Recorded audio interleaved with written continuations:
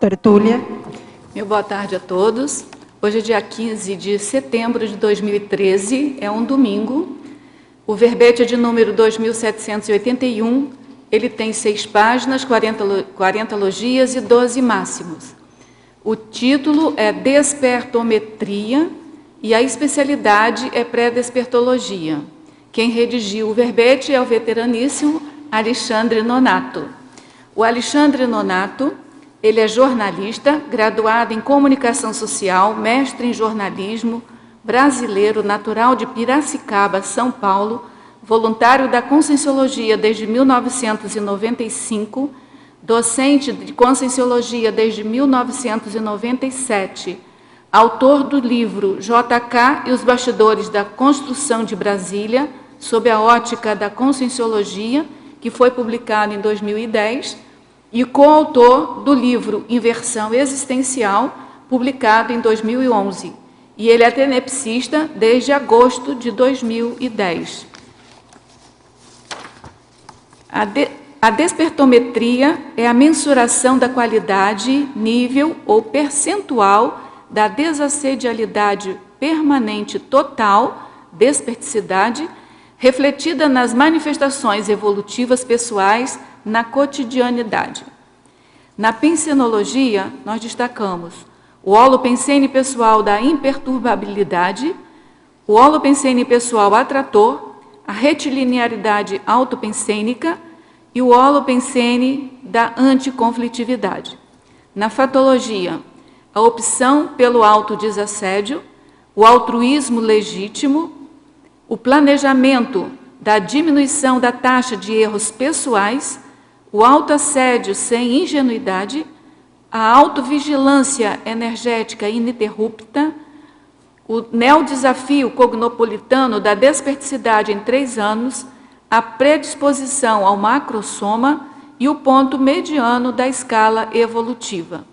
Na parafatologia, o papel da TENEPS no desenvolvimento parapsíquico, o convívio interdimensional homeostático, a rotina interassistencial multidimensional, o planejamento da instalação da OFIEX pessoal.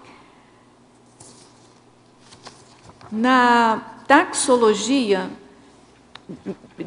argumentologia, nós destacamos o parágrafo taxologia, no qual, considerando a despertologia, o neoverbetógrafo, ele apresenta 44 condições, circunstâncias, contextos ou condições pessoais relacionadas diretamente à autodesassedialidade permanente total, para a autoavaliação da consciência interessada.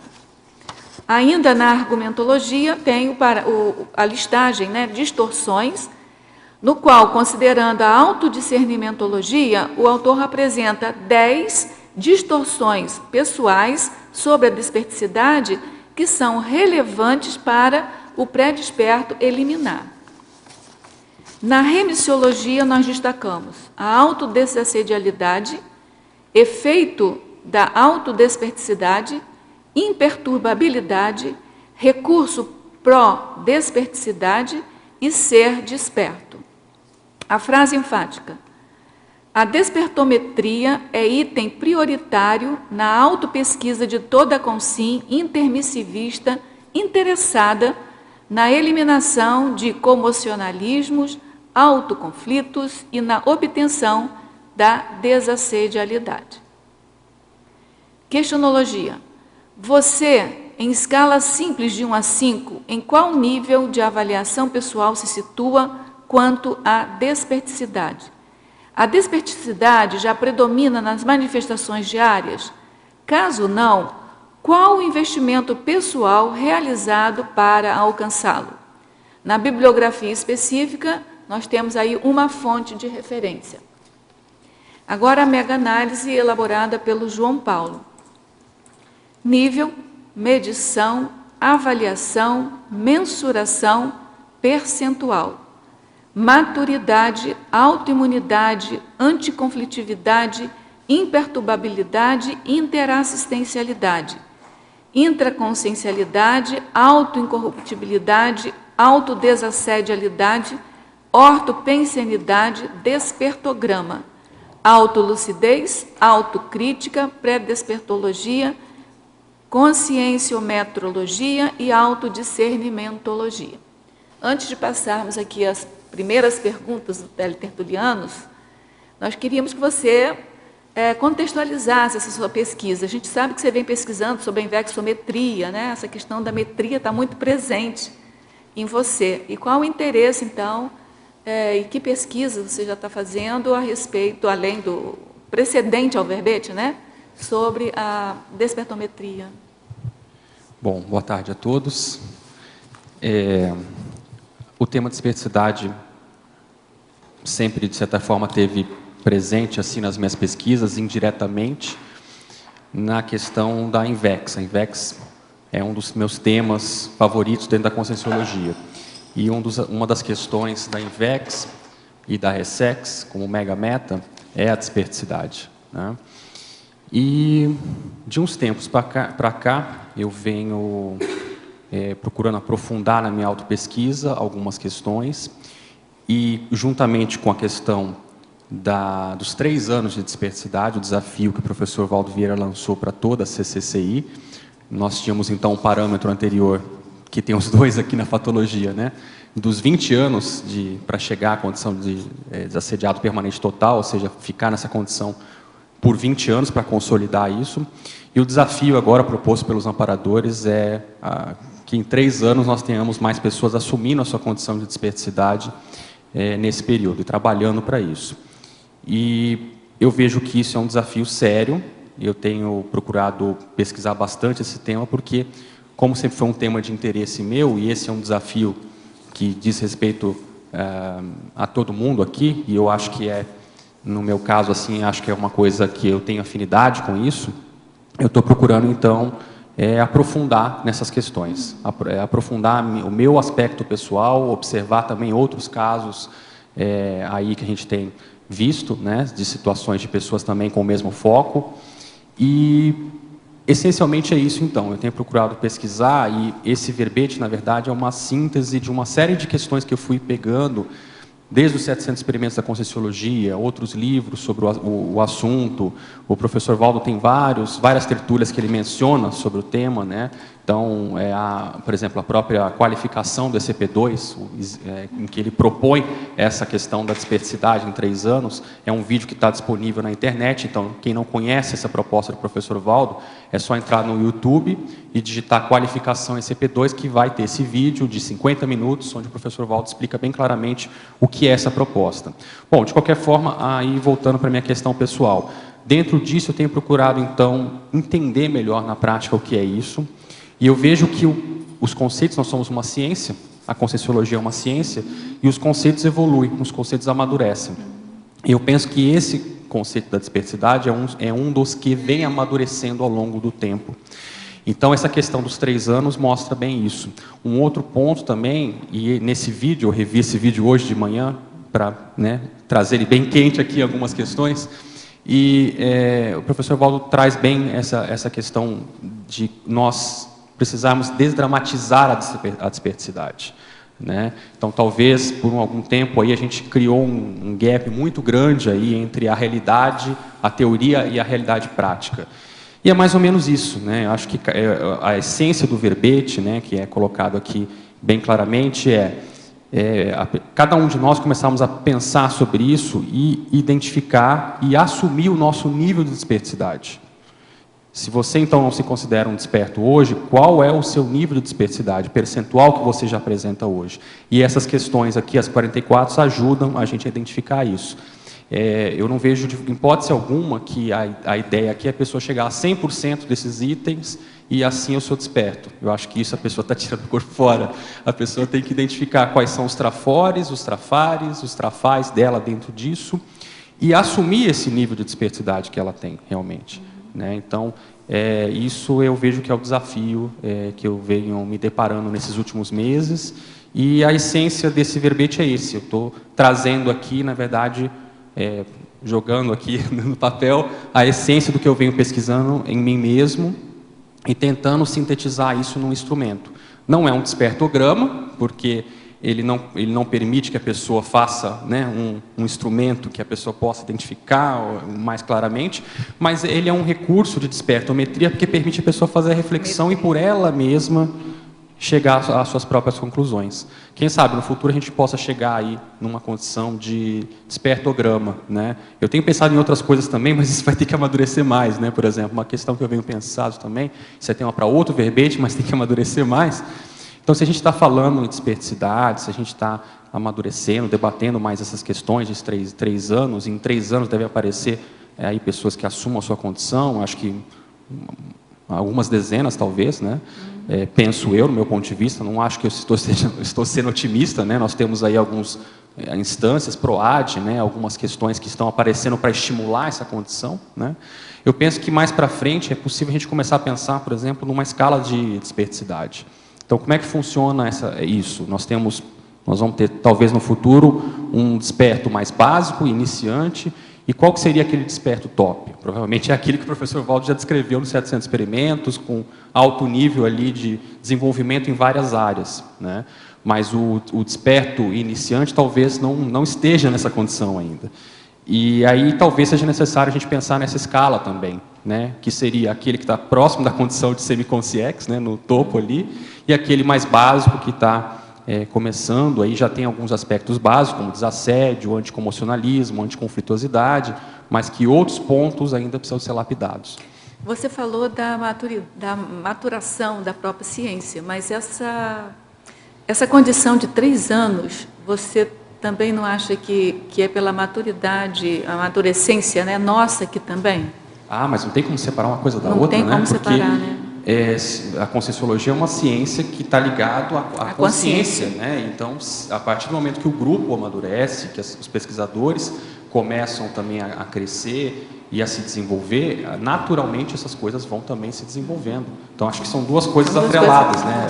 O nosso paradigma é diferente porque o desenvolvimento da ciência está atrelado a isso também. Está atrelado ao nosso desenvolvimento pessoal. Porque 20 anos a gente jogava, 20 anos esticava, né? A gente achava que era inatingível. Isso. Quando falou em 3 anos, aquilo deu uma balançada em todo mundo, no fundo. Eu me lembro que em muitos cursos os reciclantes falavam, não, isso é para a próxima vida. Igual o IVEX, né? É porque 20 Agora anos... não tem mais essa desculpa. Em 3 anos não tem mais o que dizer. Então todo mundo já tem uma expectativa de vida maior, não tem para onde escapar agora. Inversores e reciclantes têm esse desafio agora. Essa questão de cronômica de tempo, demarcação de tempo, ele reflete na psicologia da pessoa, né? Bem assim, 20 anos é muito longe.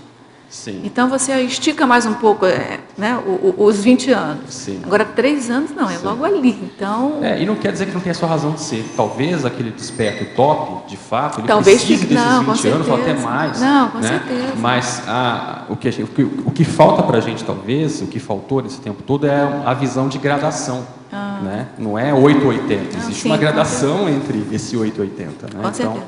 é isso que a gente está começando a aprender a ver agora as coisas dessa forma. Ao verbetógrafo, professor Alexandre. Em Fatologia, página 12, segunda linha. A assistência interassistencial é ampla e multifacetada, ocorrendo de várias formas, muitas delas capengas com a melhor das intenções.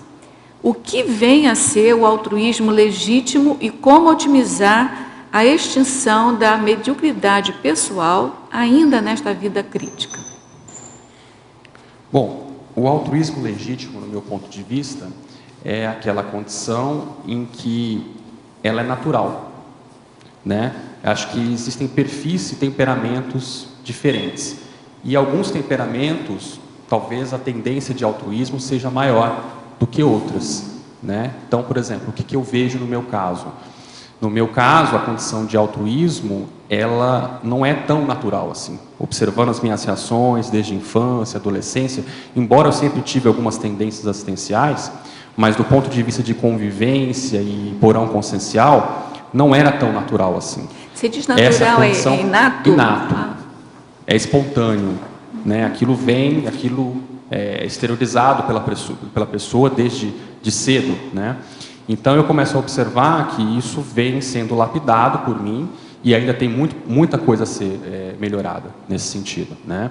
E isso, por que aparece nesse ponto? Porque, na realidade, a consciência é o que ela é. Então, se ela manifestou um traço, ou se ela foi de uma forma em outras vidas, e aquilo é muito forte dentro dela, algum traço, algum trafar especificamente, aquilo demora a se manifestar de uma forma mais natural e tudo mais. Então, é algo que eu considero que vem sendo melhorado, porém, eu não acho que eu tenho isso de uma forma natural, espontânea ainda, né? Observando bem friamente, por exemplo, a gente pode observar isso no nosso contexto familiar, no nosso contexto de dupla evolutiva. Por exemplo, eu penso que a Viviane tem isso muito mais desenvolvido que eu.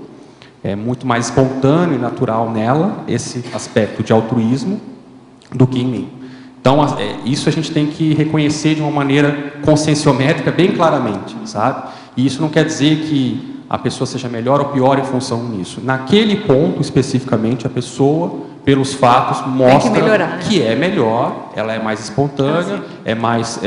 enfim, isso vem com a pessoa. Não tem como esconder, né? Você não pode apelar para a família, dizendo que é culpa da família, ou culpa da genética, é culpa do meio. Não, é uma condição sua, né? Se compare com os outros elementos da sua família, se compare com o seu meio, né? E veja qual é o seu processo.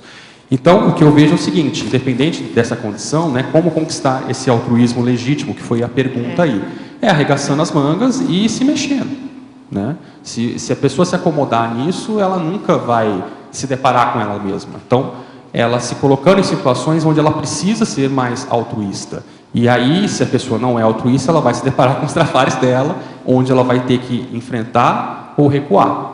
Se ela recua, ela vai se manter no status quo. Se ela enfrenta, ela vai ter uma oportunidade de trabalhar isso. Então, talvez numa próxima vida, quem sabe, eu possa ser um pouco mais espontâneo e natural nesse traço. Nessa vida, nem tanto, né? Eu venho procurando trabalhar isso. Não é aquela coisa que o professor Walter sempre fala de, né, você faz com um pé nas costas. Para mim, isso ainda não é. O outro ponto é a extinção da mediocridade pessoal. Essa questão da extinção da mediocridade pessoal, aí eu vejo que são pontos interligados, mas são diferentes, porque é muito difícil você pensar que o intermissivista seja uma pessoa medíocre, né? Se ele chegou ao curso intermissivo, ele tem qualidades, ele tem trafores, ele tem uma ficha evolutiva que permitiu ele chegar nessa condição. Possivelmente permite ele também vislumbrar a desperdicidade nessa vida. E aí eu vejo que se o intermissivista se considera ainda numa condição medíocre, é porque ele está em subnível, ele não está conseguindo aflorar os seus potenciais. E aí o que talvez esteja faltando é assumir mais a liderança interassistencial, é colocar mais em prática algumas coisas que a própria Conscienciologia propõe de maneira muito pragmática, né? Não sei se eu consegui responder a pergunta aí. Penso que sim, se não ele pode mandar outra pergunta. Né? Ainda na Fatologia, página 12, quarta linha. Como ocorre o momento da viragem pessoal na escala evolutiva das consciências? De modo abrupto ou ao longo da vida da consciência? É ao longo da vida, com certeza. A pessoa tem que começar a observar que a vida é feita de pequenos passos e pequenas conquistas. Nada é da noite para o dia. E ela tem que dar valor a essas pequenas vitórias que ela faz, né? Então, por exemplo, um verbete que a pessoa faz, um artigo que ela escreve, uma condição, aí falando no nosso contexto da Conscienciologia, né?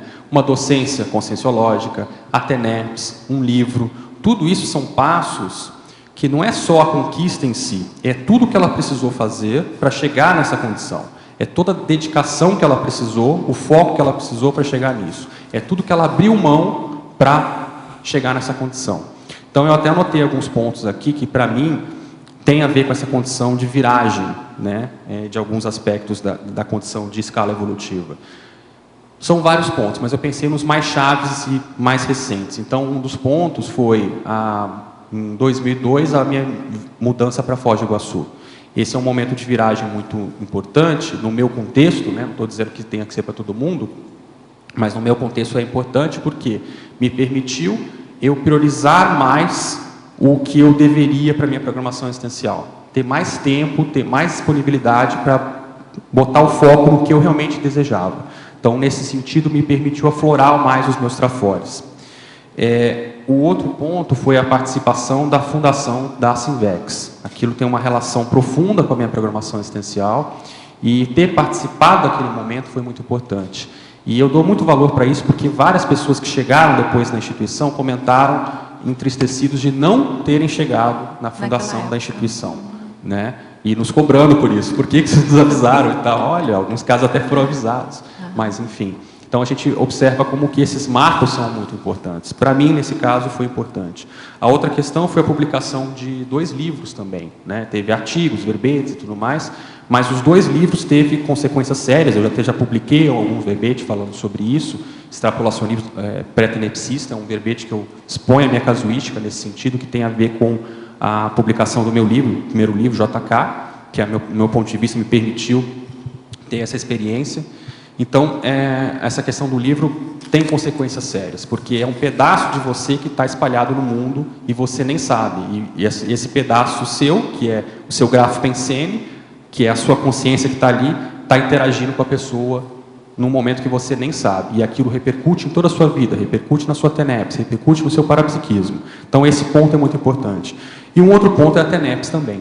Tá? A tenepse ela permite uma interação diária ali com a multidimensionalidade de uma maneira mais intensa, que a partir do momento que eu comecei, há mais ou menos 3 anos, eu comecei a perceber mais claramente essa interação com a multidimensionalidade de uma maneira mais impactante, mais profissional. Então, eu estou dando o meu exemplo pessoal para a pessoa colocar aí, para até responder, que seria justamente isso, não é de uma hora para outra, né? É realmente ao longo do tempo. Eu poderia citar outros exemplos aqui. Eu citei esses 4 porque são realmente os que eu considero mais impactantes na minha condição.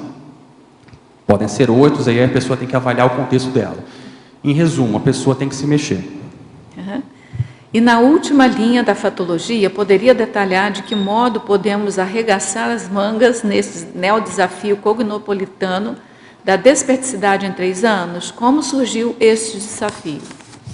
Como surgiu aí a sugestão que nós demos, né, no começo, de entra no site do YouTube, tá? E ali você digita em pesquisar qualificação SCP-2. Existe um vídeo ali que está disponível em que coloca o professor Valdo falando a proposta, quando ele lançou pela primeira vez essa proposta, 50 minutos ele falando sobre isso. E isso, então, foi numa qualificação de SCP-2 e está disponível na internet para quem quiser assistir. Tá? E aí, no caso, o que eu vejo a pessoa tem que se mexer, mais ou menos isso que a gente estava falando. A pessoa tem que arregaçar as mangas, ver no contexto dela o que precisa ser feito. Né? Não tem mágica. Né? Acho que cada um de nós sabe o que precisa ser feito e o jeito é assumir isso e ir em frente. Uma coisa que você colocou aqui na pensenologia, né, que é a anticonflitividade, já pode começar por aí. Não é? Porque a gente é muito conflitivo o tempo todo, né? Você sabe então que a gente pode começar por aí. O que eu vejo principal é assim, ó, todos nós sabemos, de certa forma, o que a gente tem para fazer. Os conflitos eles começam a aparecer justamente nessa relação entre o saber que a gente tem que fazer algo e não conseguir fazer. E o tentar fazer. Então, eu concordo com você, mas de uma maneira mais pragmática, a pessoa tem que avaliar o quanto que ela consegue concretizar as realizações, os projetos, as metas dela. Ser proativa, né? Exatamente. O que eu vejo, assim, tem muita gente boa, com potencial, com gabarito. Mas aí começa a aparecer, e aí vem justamente a pressão do assédio aí. Aí posterga. Que é o quê? Né? O medo, a desorganização, a insegurança, né? Então, para dar exemplos concretos. Por que muita gente na CCCI, com um gabarito enorme, com muitos anos de conscienciologia, ainda não conseguiu publicar o seu livro pessoal? É um paradoxo muito grande. E num verbete aqui que eu trouxe, GESCOM a Tratora, foi perguntada essa questão para mim, e eu coloquei claramente o meu ponto de vista. Meu ponto de vista, a razão é assédio. Se a pessoa está há vários anos com o livro dela, insistindo, tentando, e aí vai, altos e baixos, tem alguma coisa de assédio aí que a pessoa não conseguiu resolver. Porque se a pessoa consegue imprimir a vontade dela, a disciplina dela, e ela se desassedia, ela consegue concretizar o objetivo dela. Né? Então, esse é um ponto, eu falei aqui, até incomodou um pouquinho, algumas pessoas não concordaram tanto, não sei o que lá e tal. Pode dar diversas desculpas, mas qualquer desculpa que você der para justificar vai cair na essência da causa do assédio, é assédio. Né? Então, o problema nosso hoje é essencialmente encarar esse assédio. Então, qual é o problema? Assédio, autoassédio também. Exato. Que você está falando, e aí a gente, né? quem teve experiência com revisão e tudo mais, a gente começa a ver o quê? O assédio pega onde? O assédio pega primeiro na desorganização da pessoa em relação ao foco do livro. A questão da dispersão, né? Também outro ponto sério. Aí ela consegue fazer uma primeira versão, manda para a revisão, o livro dela é bombardeado de críticas. Ela fica magoada. Então, assim, são vários pontos que a pessoa tem que avaliar qual que é o caso dela e desdramatizar isso. O problema do assédio, muitos de nós, que a gente tem, que eu observo assim, no meu caso também, às vezes é a dramatização que a gente faz das coisas. Muitas das coisas que eu já passei, do ponto de vista de assédio, de situações que foram superadas, hoje eu encaro que se eu tivesse desdramatizado aquela situação, teria sido muito mais fácil. Porque no fim das contas tudo deu certo, se encaminhou aos trancos e barrancos, houve algum erro, houve alguma situação, ok, mas né? Então, estamos todos aqui, né? Então, estamos todos vivos. Ficou só uma exatamente, morte, né? Então, assim, algumas dessas questões a gente tem que pensar por aí, sabe? E vamos pensar em cada exemplo nosso, assim, cada um pensar na sua condição. Quantas dificuldades nós passamos, quantas crises nós passamos, e nós estamos aí, a gente superou, a gente aguentou isso. Então, para que dramatizar tanto? Né? Eu sei que não é fácil isso na prática, mas eu acho que talvez ter essa reflexão, se lembrar dessas conquistas, e quanto mais conquistas a gente vai tendo, mais confiança a gente vai tendo. Né? Porque a gente já sabe. Então, por exemplo, a diferença minha para um autor novo, eu tenho que começar do zero, tudo de novo. Mas a diferença é que eu já sei algumas etapas, e que essas etapas são naturais, são assim mesmo, tem um timing específico, né? Não é uma perseguição a minha pessoa. Então, assim, você começa a desdramatizar um pouco as coisas. E assim são em outros setores da vida, né?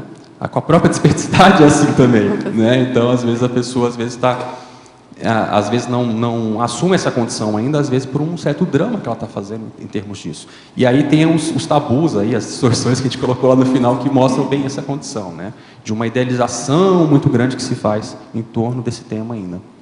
Professor Alexandre, para a fatologia, página 12, segunda linha, poderia comentar qual a importância do papel da TENEPS no desenvolvimento parapsíquico? Ela é fundamental. Eu acho que a TENEPS, ela te possibilita a ter uma confiança muito maior na multidimensionalidade e na conexão de tudo que você faz no seu dia a dia com a multidimensionalidade. Isso a TENEPS possibilita muito porque ela é diária. E aquilo vem de uma forma recorrente e se a pessoa leva a sério isso, ela começa a perceber a conexão entre o dia dela, o que ela fez, com a assistência que está sendo feita. Então, se a pessoa leva a sério isso, inevitavelmente ela vai perceber e ela vai ganhar mais confiança com relação à multidimensionalidade. E, além disso, ela vai desdramatizar a multidimensionalidade. Ela vai ver que a multidimensionalidade não é feita de shows pirotécnicos, ela é feita de sutilezas que precisam ser depuradas na nossa autopesquisa. Então aquilo que eu senti, bem uma sensação assim, será que teve a ver com algum assédio? Aquela sensação gostosa, interessante que eu tive, será que foi uma interferência de um amparador? Então são coisas muito sutis, às vezes, que a gente vai fazendo conexão com as experiências nossas, com o acúmulo das experiências. E a TENEPS possibilita muito isso. E aí a pessoa, não sei se a pessoa é tenepsista, se ela não for tenepsista, vale a pena ler o livro Manual da TENEPS, que está, inclusive, disponível para baixar em download no site da Editares, né? E vale a pena, então, a pessoa estudar, para se programar, para se planejar nesse sentido, ver quais são as possibilidades dela. Interaciologia, página 13, primeira linha, poderia expandir mais sobre a interação TENEPS-desperticidade? Parece que ela está muito interessada na TENEPS. Isso, exatamente. Eu vejo que é inevitável, né? Eu acho que a TENEPS, ela é um ponto essencial de partida, talvez, ou talvez não de partida, mas um ponto que leva à desperticidade, né? justamente em função disso. Não tem como a pessoa pensar na desperticidade só sobre a ótica intrafísica. Ela é, antes de mais nada, multidimensional. E a TENEPS possibilita isso. Eu vejo, por exemplo, que a condição ideal, eu não digo do iniciante, mas daquele desperto já tchan, né, vamos dizer assim, seria a condição, por exemplo, de se pensar de um tenepsista 24 horas. Então, até que ponto não são sinônimos? O tenepsista 24 horas, aquele que está à disposição 24 horas, ele não está nessa condição de desperticidade mais top de linha, já perto, talvez, aí até da condição de semiconsciência, né? Então, é uma relação muito próxima, eu vejo, no meu ponto de vista. Chegando ao ponto até de extrapolar essa técnica da TENEPS, como a gente conhece, de 50 minutos, num horário específico, ou seja, com a desperticidade, a tendência é a TENEPS expandir ainda mais. A TENEPS permite você expandir o teu parapsiquismo e chegar à desperticidade, e a TENEPS, ela também é expandida com a desperticidade. Legislogia, página 13, primeira linha. Poderia detalhar e dar algum exemplo como funciona a lei da atração universal? A lei da atração universal, ela funciona com relação ao fato de que o nosso pensamento é ação. Aquilo que a gente pensa é como se fosse uma ação concreta, porque ele tem conexão com energia. Então, esse é um princípio que diz respeito ao quê? O teu foco pensênico, ele atrai muitas coisas. Se, no caso aí da desperticidade, a importância dessa retilineidade da pensenidade, ela é muito séria em função disso, né? Se você está pensando mal de uma pessoa, isso é um problema, não só por pensar mal da pessoa, assediar a pessoa, é um problema também porque você está fazendo conexão com a pessoa, com todos os assediadores dela e puxando para você. E potencializando mais ainda esse problema. Então, isso daí fica claro com o aspecto das parapercepções. E aí, nesse sentido também, se a gente for pensar na questão da TENEPS, da interassistencialidade, se o foco da pessoa, da pensenidade dela é positivo, é assistencial, ela também vai atrair consciências extrafísicas, energias com um padrão similar também. Então, é pensar nesse sentido, nada está desconectado, né? Então, do ponto de vista, se ela está escrevendo um livro, por exemplo, o foco que ela coloca naquele tema vai começar a atrair sincronicidades e coisas relacionadas àquilo. E ela começar a pensar nisso, que o dia a dia dela pode atrair situações de assédio, de amparo, que tem conexão com o que ela está fazendo, né? Tudo bem?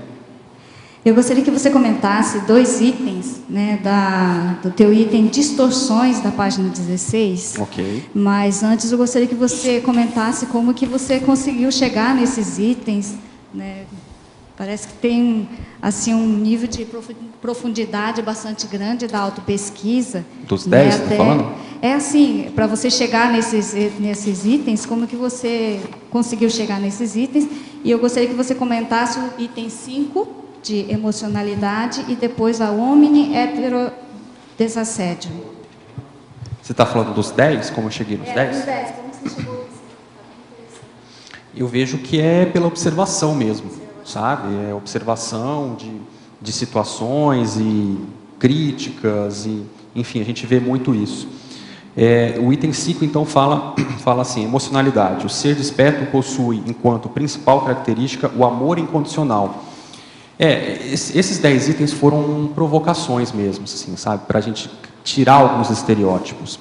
Então, eu pensei em muitos desses casos, nos exemplos concretos que a gente vê aí de desperticidade, e o próprio professor Valmo, né, seria um exemplo, e outros exemplos que ele já vem citando aí do ponto de vista histórico, de situações que ele conheceu. Por exemplo, o Manuelzinho, né, é um exemplo que ele conheceu no Espiritismo. Outro exemplo é o Pietro Baldi.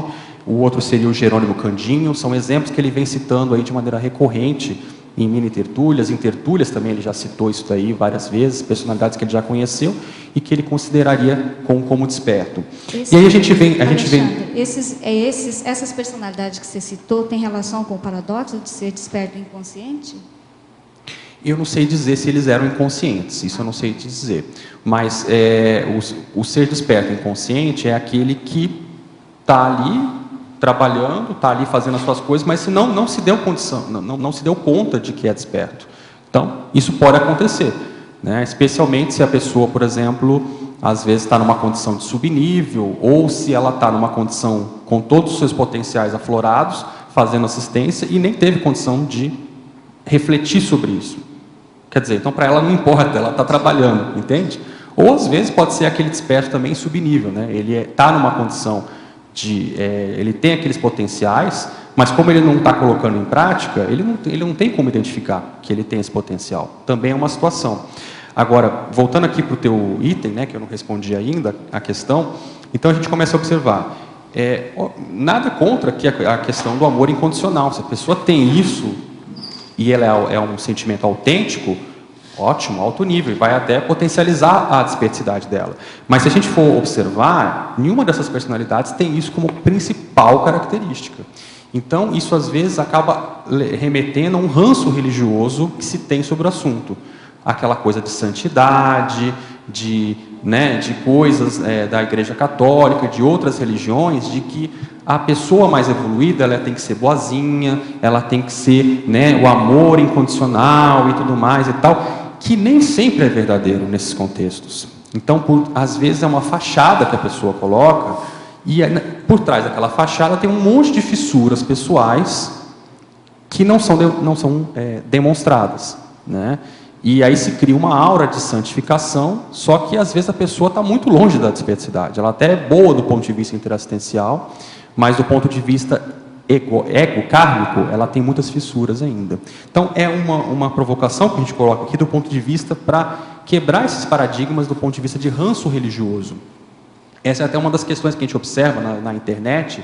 As pessoas que gostam muito de criticar, com Conscienciologia, professor Valdo Vieira, colocam bem isso. Não, mas você veja bem, o professor Valdo é muito rude às vezes e tudo mais e tal. Mas a pessoa não entende o contexto, né? E não entende que a questão não é o fato de ser rude. O fato é algumas coisas precisam ser feitas com uma certa veemência. Você não pode utilizar com a candura o tempo todo, né? Senão você cai na condição de tacon, de maternagem, que nem sempre é a condição mais positiva, né? Então, esse é um ponto. E o outro ponto que você perguntou aqui, o omni hetero desassédio, o ser desperto consegue eliminar todo tipo de assédio ao redor, incluindo das pessoas mais próximas no convívio. Esse é um outro mito também, porque a condição de desperticidade, ela é, antes de mais nada, intraconsciencial. E, claro, se a pessoa conseguir fazer com isso também, a potencializar a sua assistência, excelente. Mas isso não significa que ela vai conseguir desassediar plenamente a outra consciência. Se fosse assim, o serenão salvava a humanidade. Né? Por que o serenão precisaria de tenepsista, de amparador? Se o cara já é serenão, é só ele mandar energia, pronto, está resolvido o problema. Só que não é assim, né? Então, ou seja, a condição dele é intraconsciencial, muito além da desperticidade, né, em termos de amor incondicional, de fraternismo, de tudo isso que está sendo colocado aqui, né? Porém, isso não quer dizer que a pessoa vai assimilar isso, porque a pessoa às vezes está assediada por uma decisão dela. Tem até um curso da professora Adriana, né, opção pelo desassédio, pelo autodesassédio, né? Ela está certíssima, é uma opção pelo autodesassédio, porque a pessoa opta por ser assediada, muitas vezes. Então, é certíssimo, é pertinente. Opção pelo autodesassédio, você opta por isso? Você está fazendo força para isso? Você está buscando se lapidar em relação a esse aspecto? Então, esse é um ponto aqui que é um paradoxo você pensar, né? Poxa, mas que coisa, né? O desperto poderia conseguir expandir isso, mas não é assim. Que é uma condição, é uma conquista intraconsciencial. E o livre-arbítrio do outro é com ele, né? Cada um, então, tem que correr atrás do prejuízo e buscar as suas conquistas evolutivas, né? Alexandre, aqui na binomiologia, queria que você expandisse um pouco, está na terceira linha, o binômio força presencial e desperticidade. Como é que faz essa relação aí? No meu ponto de vista, são duas coisas interligadas, sabe, Jorge? Eu vejo que a pessoa que está próxima ou já está na condição de desperticidade, esse ponto da força presencial, ela é inevitável. Então, se a gente pegar os exemplos que a gente citou aqui de despertos, né, que foram colocados, Manuelzinho, Pietro Baldi, Jerônimo Candinho, expande isso para as casuísticas também da CCCI. Existe um nível de força presencial nessas personalidades, né? Em cada uma delas, há gradações. Existem pessoas que têm, por exemplo, o Jerônimo Candinho parecia ser uma personalidade com muita força presencial, né? Outros talvez menos. Mas isso é inevitável porque se a pessoa é desassediada, vamos pela lógica, se a pessoa é desassediada, ela, consequentemente, ela aflora mais a personalidade que ela é. Ela transborda mais as qualidades que ela tem. Nos dois sentidos, que se ela for assediada também, porque a gente tem líderes da história que tinham uma energia presencial muito grande e eram tremendamente assediados. Eu acho que é um empurrão para a desperticidade, como você está falando, muito forte, né? Quando ele começa a pegar a trilha, que você quer dizer, né? Quando ele começa a entrar na desperticidade, a força presencial seria isso? Ajuda muito? Né? Vamos pensar nesse viés que você colocou aí. Então, a gente pega um Hitler, por exemplo, que é um assediado e tinha força presencial. Se ele mudasse o foco dele, como é que seria a força presencial dele? Ou seja, ele pode ter esse não é um raciocínio dicotômico. Para tirar dúvidas. A pessoa só tem força presencial se ela é desassediada, não é isso. Mas se ela é desassediada, esse trafor dela é muito mais potencializado. Então imagina um Hitler amparador, um Hitler evoluciólogo. A força dele é muito grande, muito maior. O senhor Valdo fala aquela questão da viragem do mega assediador. Exatamente. Que daí ele sai mesmo, né? Sai de baixo, porque ele já tem aquela qualidade desenvolvida, mas o que faltou foi a bússola, a cosmoética, o ponteiro ali bem delimitado. Então é nesse sentido. É claro aí então que são duas coisas que estão interligadas, mas não são excludentes. Quem não é desassediado não tem força presencial. Não, de forma alguma. Mas sem dúvida alguma, se a pessoa tem isso potencializado, aquilo é muito mais aflorado. A potência da força presencial daquela consciência é muito maior. É que a força presencial, só entrando aí um pouco, a força presencial do mega assediado, ele aparece aparente. A do desperto, serenão, pode nem sempre... Ser sutil pode ser demais, mais sutil, pode ser mais anônimo. Ela é intensa, mas é sutil. É uma diferença também. E no meu ponto Agora, de vista, eu concordo com ela você. restringe Quem também. tem, Ela é restritora. Ele pode ter uma força presencial, mas o quanto que aquela consciência está restrita por ser anticosmoética. Ou seja, se ela fosse cosmoética, aquela força presencial teria uma força muito maior. Então é esse o ponto. E aqui na sinergismologia, na verdade é um comentário. Eu achei interessante que na última que você colocou, sinergismo paraperceptivo do entrosamento para cérebro-cérebro. Essa semana aconteceu um negócio interessante, que eu estava na dinâmica da Cristina Araká, que ela fez aquele acoplamentário de semi-possessão. E ela falou assim, olha, ficou bem nítido o gap de tempo que acontece quando o amparador acoplado para a informação chegar no corpo físico. Então ela falou, ficou bem claro assim, era de paracérebro para paracérebro, de paracérebro para o cérebro. Entendeu? Mas a questão de, às vezes, até expandir um pouco mais, porque primeiro vem do paracérebro, do amparador, para o nosso paracérebro, depois do paracérebro para o cérebro. Então tem todo um trâmite, né? Que se não tiver esse sinergismo que você está falando aqui, complica, porque a informação ela não chega, no caso ali do cérebro, para ela poder verbalizar aquilo ali na dinâmica, né? Como o Pedro está aí também, o Marcelo pode até comentar a respeito disso, porque ela falou assim, dá para perceber que tem um gap, não é assim instantâneo. Tem aquela coisa do formatando, vai vindo e vai entrando, e o sinergismo, acho que como você quer dizer aqui, se tiver isso, potencializa essa situação, né?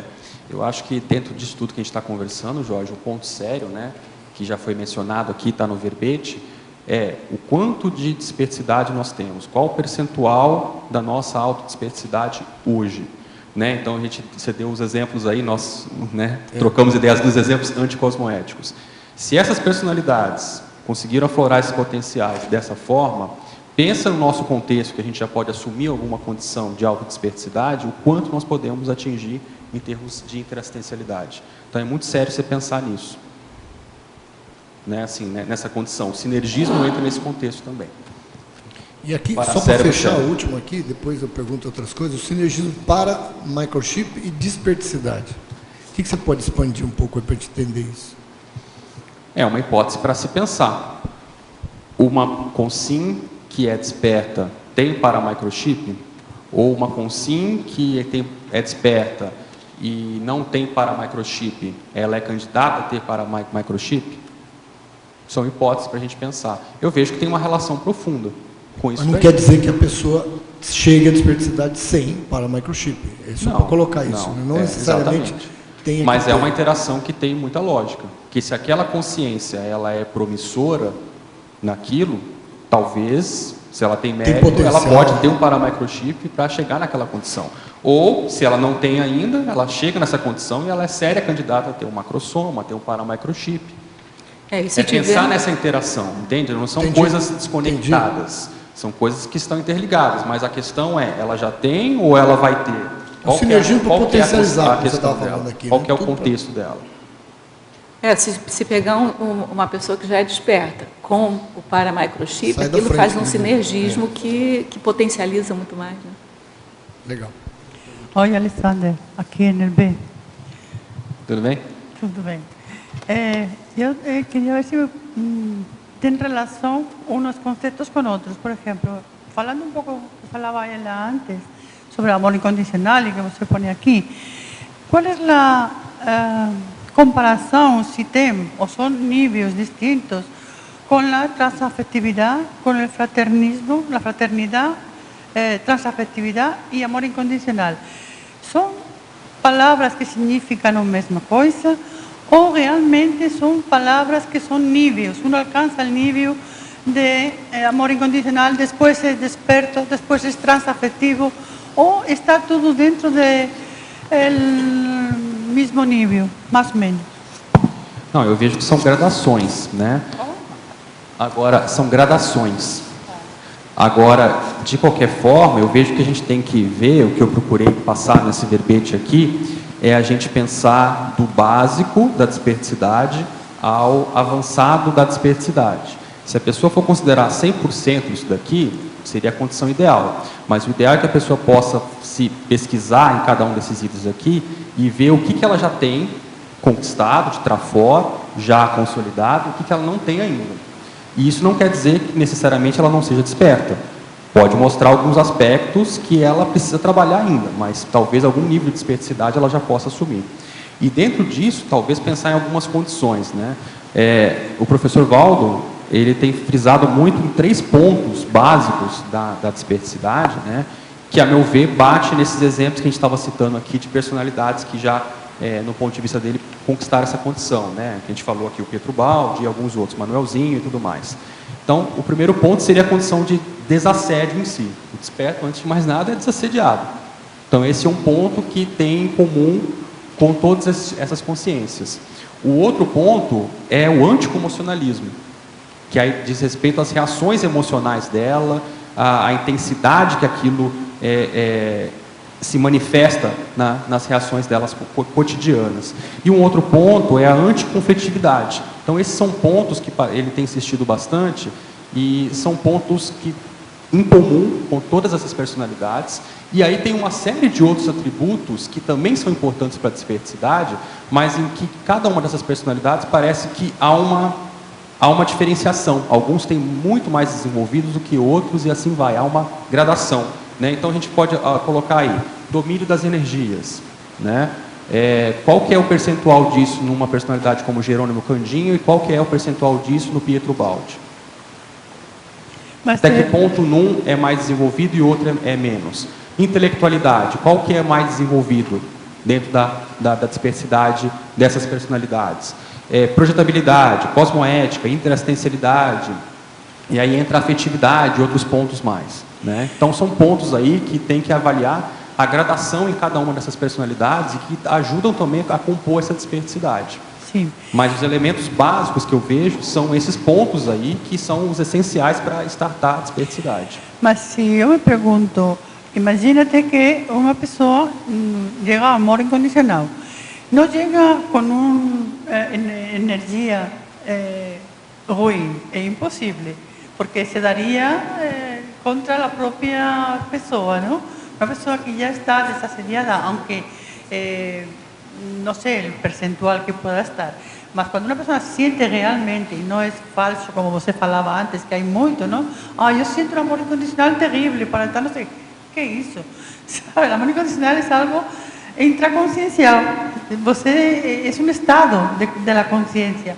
Mas também nós outros que eu falava antes parece como que a transafetividade, que Waldo fala muito ultimamente, y tal, parece que es como el máximo de la afectividad hacia los otros, plural, no hacia una dupla sino hacia los otros, porque si usted siente por una dupla esa transafectividad, pues es que ya alcanzó el máximo para todos, no solo para esa dupla.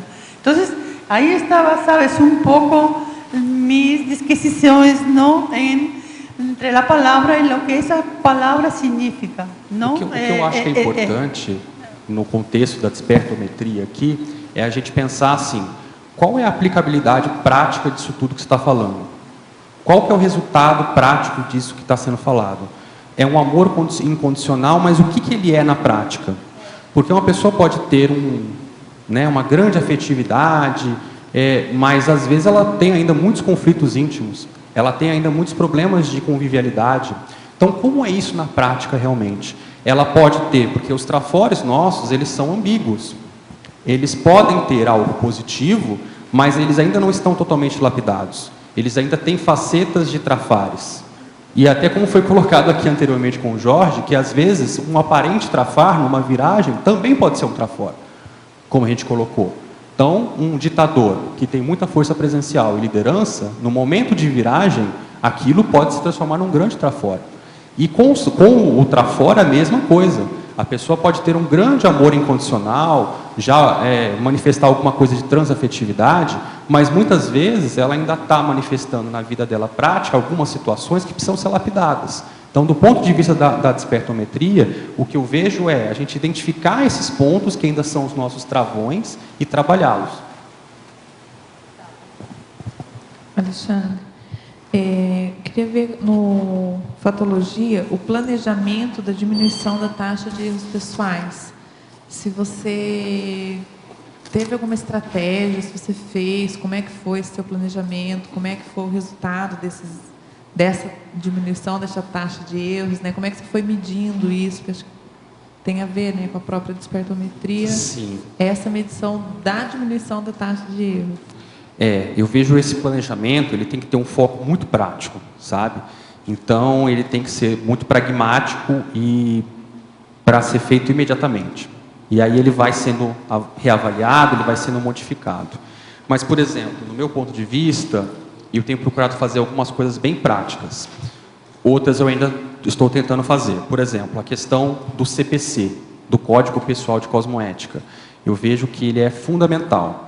Porque é a partir desse CPC, desse Código Pessoal de Cosmoética, que a pessoa vai colocar de uma maneira mais pragmática quais são as ações que ela vai procurar trabalhar com os erros pessoais dela. Quais são os erros que ela não tolera mais nela mesma e que ela já tem nível para superar esses erros dela. Então, esse CPC ajuda a delimitar. Se a pessoa não colocar 50 itens e colocar uns 5 só, ela vai buscar, então, ter um foco mais específico naquilo que está atrapalhando mais ela hoje. Aí tem o CGC, né? o CPG, né? Que é o Código Pessoal de Generosidade agora, que é uma novidade, que é algo que eu vou começar a trabalhar com ele, mas que ele complementa o CPC, né? Então, o Código Pessoal de Generosidade, como isso aplicar no nosso dia a dia. Isso eu ainda não fiz, eu pretendo fazer consequentemente aí do CPC. Mas é um ponto que eu vejo fundamental, tem uma lógica tremenda e é uma coisa bem recente aí, né? Proposta. Uma outra questão que eu vejo, que eu tenho investido, é o gráfico 360 graus do conscienciograma. Ou seja, então o conscienciograma ele é importante porque ele permite a pessoa ter uma visão de conjunto de realmente do que ela é, dos potenciais dela. Então, um ponto interessante também é ela refazer periodicamente esse gráfico. Uma situação interessante que aconteceu é que nos últimos meses eu me deparei com alguns traços meus diferentes em relação a trafores ociosos. Então eu comecei a pensar, bom, se eu tenho essa condição, talvez eu possa ter alguns traços que eu não tinha pensado antes. E aí na minha reavaliação do conscienciograma houve uma mudança absurda de nota. porque eu tinha avaliado há 3 anos atrás uma nota abaixo de 0,20, ou seja, abaixo de uma consim vulgar, e na minha reavaliação, eu fiz uma reavaliação de 0,40, 0,45. Ou seja, então a gente ainda distorce muito a nossa autoimagem, tanto para mais quanto para menos. Aí a gente tem que ver o nosso temperamento pessoal, o que pega, se é mais trafarista ou mais de superestimação ou de subestimação. Isso, então, é importante a gente ver periodicamente essa reavaliação, que às vezes, em alguns momentos da nossa vida, a gente enxerga mais algumas coisas, a gente consegue ter uma autocrítica melhor. Esse é um ponto que eu vejo também que me surpreendeu bastante, essa reavaliação, sabe? De não ficar acomodado numa avaliação que você fez sobre você, que nem sempre é realística, né? A outra questão é a própria consim cobaia, né?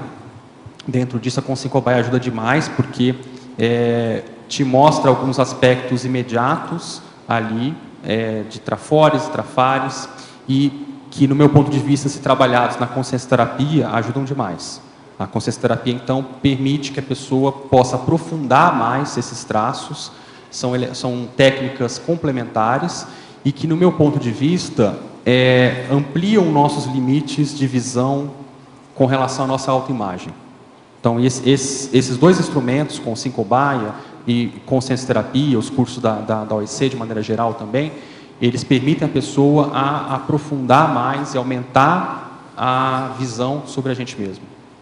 Então, do ponto de vista prático, com relação a esse planejamento da diminuição da taxa de erros pessoais, eu recomendaria esses pontos, principalmente, de maneira bem pragmática, sabe?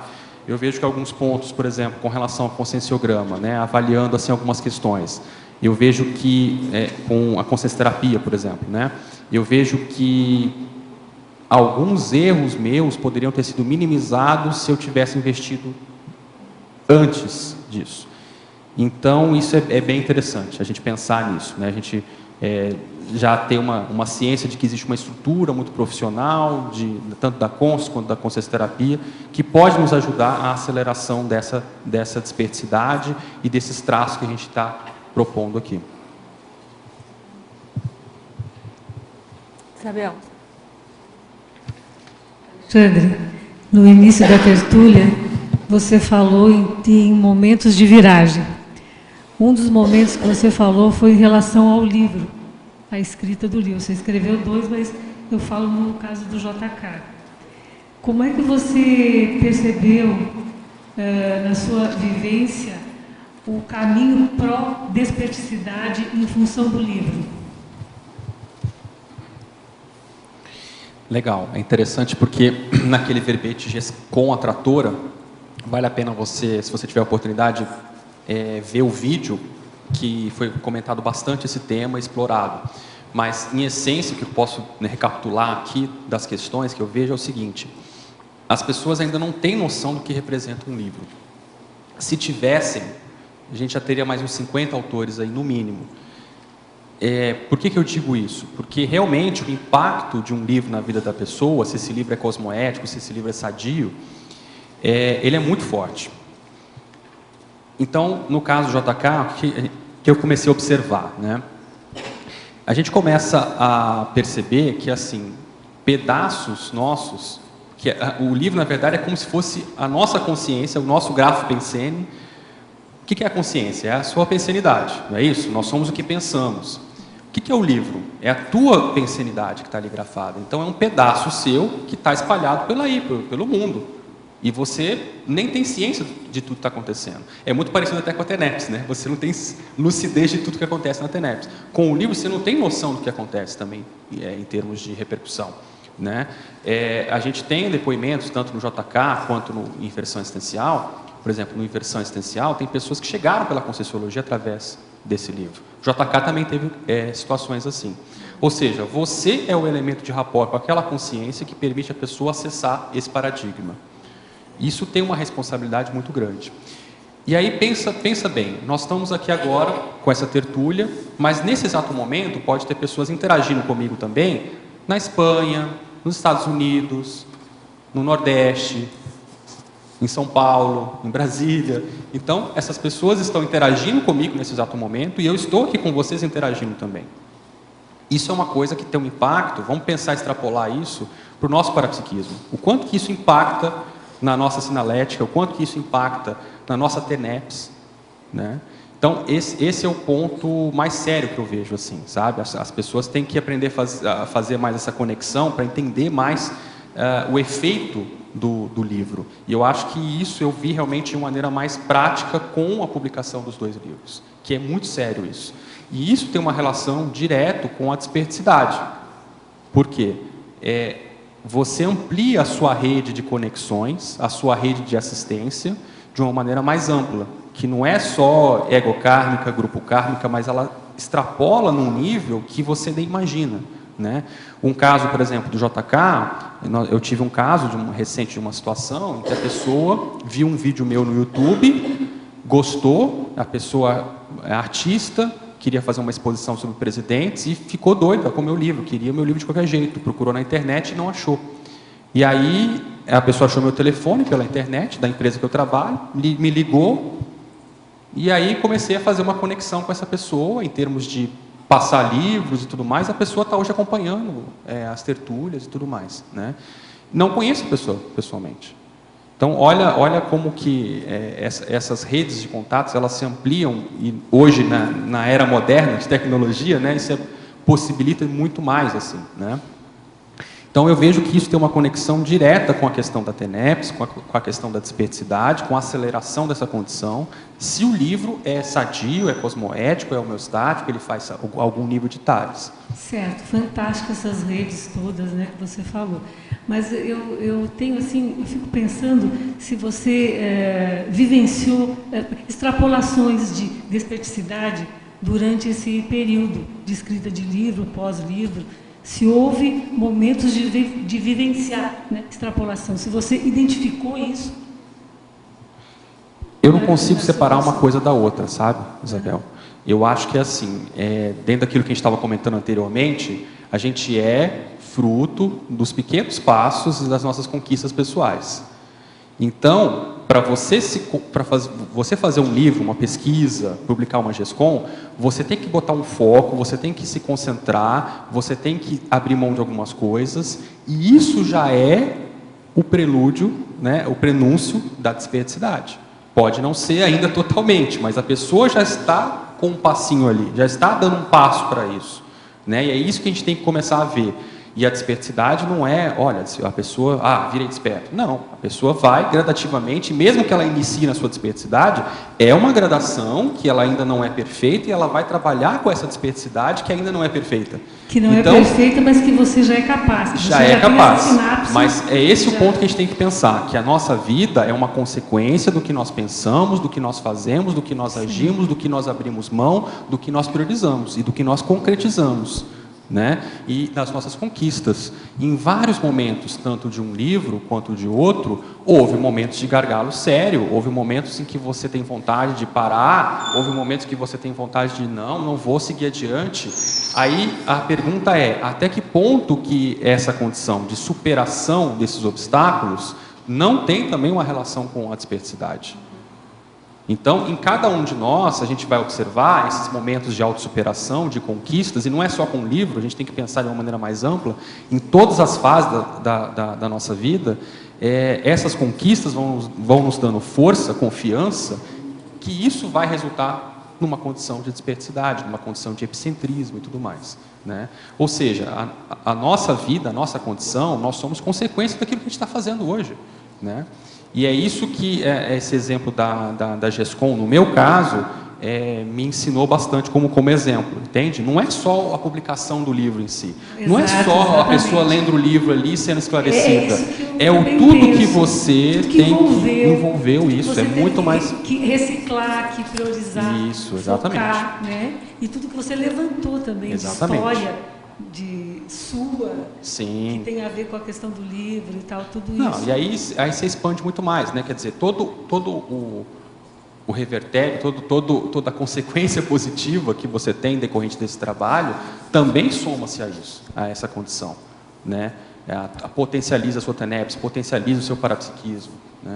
No caso do livro JK, por exemplo, boa parte das minhas fontes que eu entrevistei eram pessoas de terceira idade, quarta idade. Algumas delas eu fui vendo que dessomaram.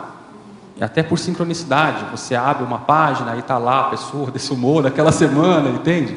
Então, assim, o quanto que aquela conexão que você fez anteriormente, aquilo vai parar na sua TENEPS, o quanto que isso tem a ver, e isso vai consolidando a sua condição para novos patamares, né? Isso é algo que realmente faço, e eu fiz essa relação com mais tempo, assim, lá nesse verbete GESCOM Atratora. Porque a GESCOM, ela, antes de mais nada, ela atrai. Ela atrai o quê? Atrai tudo que você potencializou ali. Se ela é positiva, ela vai atrair coisas positivas. Se ela é negativa, ela vai atrair coisas ruins também. Então é muito séria essa questão da gráfica insanidade, do livro, pessoal, do verbete também, né? A questão do verbete ela é muito séria. A gente tem visto também consequências, porque o verbete não é só o verbete que vai para a enciclopédia, é a aula que está no YouTube, é a aula que vai para a internet, picotam a sua aula e colocam 2 minutos você falando um negócio ali. Então veja, isso daí às vezes pode ter um nível de acesso a outras pessoas que você não imagina, que você não sabe, e as consequências disso tudo. Isso tudo é como você diz, né? Arregaçar as mangas e fazer, né? Com certeza, é isso aí. Obrigada. Agora, de todos os exemplos que você vem dando nessa tertúlia agora, que possibilitaram você de ganhos, né, pequenos ou grandes, tem uma coisa em comum em todas elas que eu percebi, que é a manutenção daquele novo estado a partir do momento que você faz e realiza aquela questão.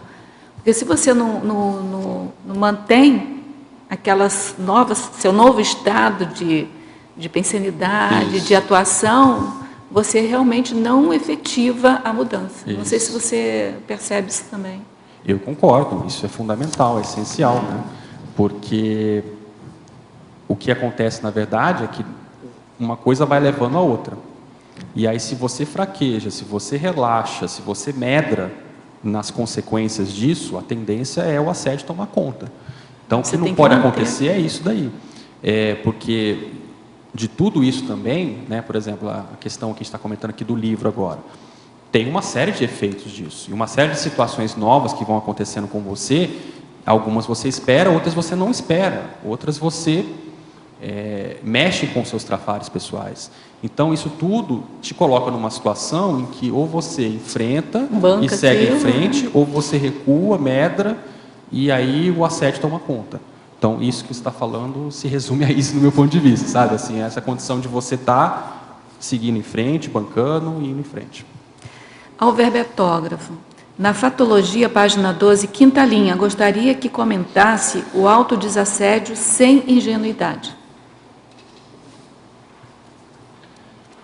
O autodesassédio sem ingenuidade é aquela condição que a gente estava comentando um pouco das distorções que os 10 itens aqui da listagem que nós colocamos, por exemplo, seriam exemplos de condições que às vezes a pessoa tem uma ingenuidade ainda sobre o tema. Então, esse autodesassédio ele precisa começar a ser visto sem ingenuidade, que aí o ponto é estudar mais sobre o tema, aprofundar mais sobre o tema, não pegar apenas o estereótipo, né, daquilo que a gente acha que mas aprofundar realmente em relação àquilo, né? Uma outra questão com relação a essa questão do autodesassédio sem ingenuidade é pensar nas gradações que isso tem, né? Então, por exemplo, uma pessoa pode ser autodesassediada, mas qual que é o nível de liderança interassistencial dela? Isso é um ponto que tem que ser avaliado. Às vezes uma pessoa não é ainda desassediada, mas ela tem um nível de liderança interassistencial maior que aquela que tem. E aí, como é que fica isso? Essa foi uma questão que eu vi numa tertúlia, também vale a pena lembrar aqui da situação, do debate. Acho que foi até você que fez essa pergunta, foi interessante. Que era assim, o que é preferível? Um completista, um mini completista ou um desperto? Qual das duas condições é melhor? Né? E é difícil de se pensar sobre isso, né? Porque às vezes a pessoa que chega naquele mini complexo, ela vai chegar rapidamente à desperticidade depois. Aquela vida, aquele acerto que ela fez, aquele mini complexo, vai possibilitar ela chegar na desperticidade. E o desperto, ele não tem garantia que ele é completista. Ele é desperto, mas e o que ele está fazendo com a desperticidade dele? Foi essa provocação que foi feita, né? Exatamente. Eu lembro Não, que e foi depois você, a debate. meta dele podia não ser só ser desperto, ele podia ter uma meta ainda mais avançada. Exatamente. Então ele pode não ser completista, né? Então, as aparências enganam, né? Esse autodesassédio sem ingenuidade envolve isso, de observar esses paradoxos, essas questões, e não se deslumbrar muito com as aparências das coisas. Tá, a pessoa é desassediada, ela é desperta. E daí? Alexandre, até nesse ponto, eu lembro que teve uma mini tertúlia, o professor Waldo colocou que alguns de nós já fomos despertos em outra vida. Eu falei assim, mas como assim? A gente foi desperto e hoje ainda não atingiu. Aí ele falou, vocês dispersaram, muitos dispersaram pela arte, pela questão do artesanato, ou seja, então a pessoa atingiu essa dispersidade, mas talvez não a completude e não tinha uma objetividade com isso. Então ele falou assim, que a gente se sentia muito bem, as coisas davam certo, se sentia muito bem e viveu a vida se sentindo bem. É uma dispersidade sem muita qualificação, Sem assim, muita mas qualificação. era, né? Mas é essa ingenuidade que a gente tem ainda, de idealizar muito as coisas, que as coisas são assim ou assado. E não é bem assim, né? Quer dizer, na realidade a gente tem que ver que a realidade é complexa. Isso que o Marcelo colocou é muito sério. Muito sério. Tá? Ok, a pessoa ela atingiu a dispersidade. E daí? O que ela fez com isso? Ela consolidou isso? Ela concretizou isso? E aí, com a conscienciologia, a gente começa a juntar mais as pontas e tentar aproveitar mais essa condição para potencializar tudo. Nada que ocorre assim de conquista é gratuita. Você tem que sempre retribuir com alguma coisa, né? Essa questão de ingênuo seria também, você acha, a questão de pensar que é a lei do menor esforço, quer dizer, como em outras vidas talvez a gente já viveu como uma coisa natural, que não foi lúcida, ou enfim, essa ingenuidade de que as coisas vão acontecendo sem um grande esforço nosso, né? Sem a gente realmente se propor a fazer o que for preciso para chegar lá. Né? Ô Alexandre, na paradoxologia, esses dois paradoxos aqui, o primeiro paradoxo, o paradoxo de ser desperto, inconsciente, tem a ver com o que foi falado agora há pouco? Sim. São as seguintes condições. A pessoa que, às vezes, está ali trabalhando, ela está firme na atuação dela, na linha de atuação dela, ela não está pensando nisso. Ela está fazendo assistência, ela está com foco naquilo. Então, ela não parou para refletir. Sim. Se ela é desperta, se ela está sem assédio ou não, ela está trabalhando, ela está se mexendo, ela está fazendo assistência. E aí, muitas vezes, ela não tem essa noção de que ela é desassediada. Então, isso pode acontecer em função disso. Ela é desperta, porém, como o foco do trabalho dela é muito intenso, ela nem parou para raciocinar sobre aquilo. Né? É uma dispersidade, então, bastante empírica. E a outra condição, né, que você colocou aqui, o paradoxo desassediador. O paradoxo desassediador é aquela condição de a pessoa é autodesassediada, o desperto ele é autodesassediado, só que o nível de assédio sobre ele é maior. É maior. Por quê? Porque a condição de desassédio, de capacidade de desassédio dele é maior. Então o assédio vai mais quente em cima dele. Ou seja, é uma consciência que aguenta mais o assédio.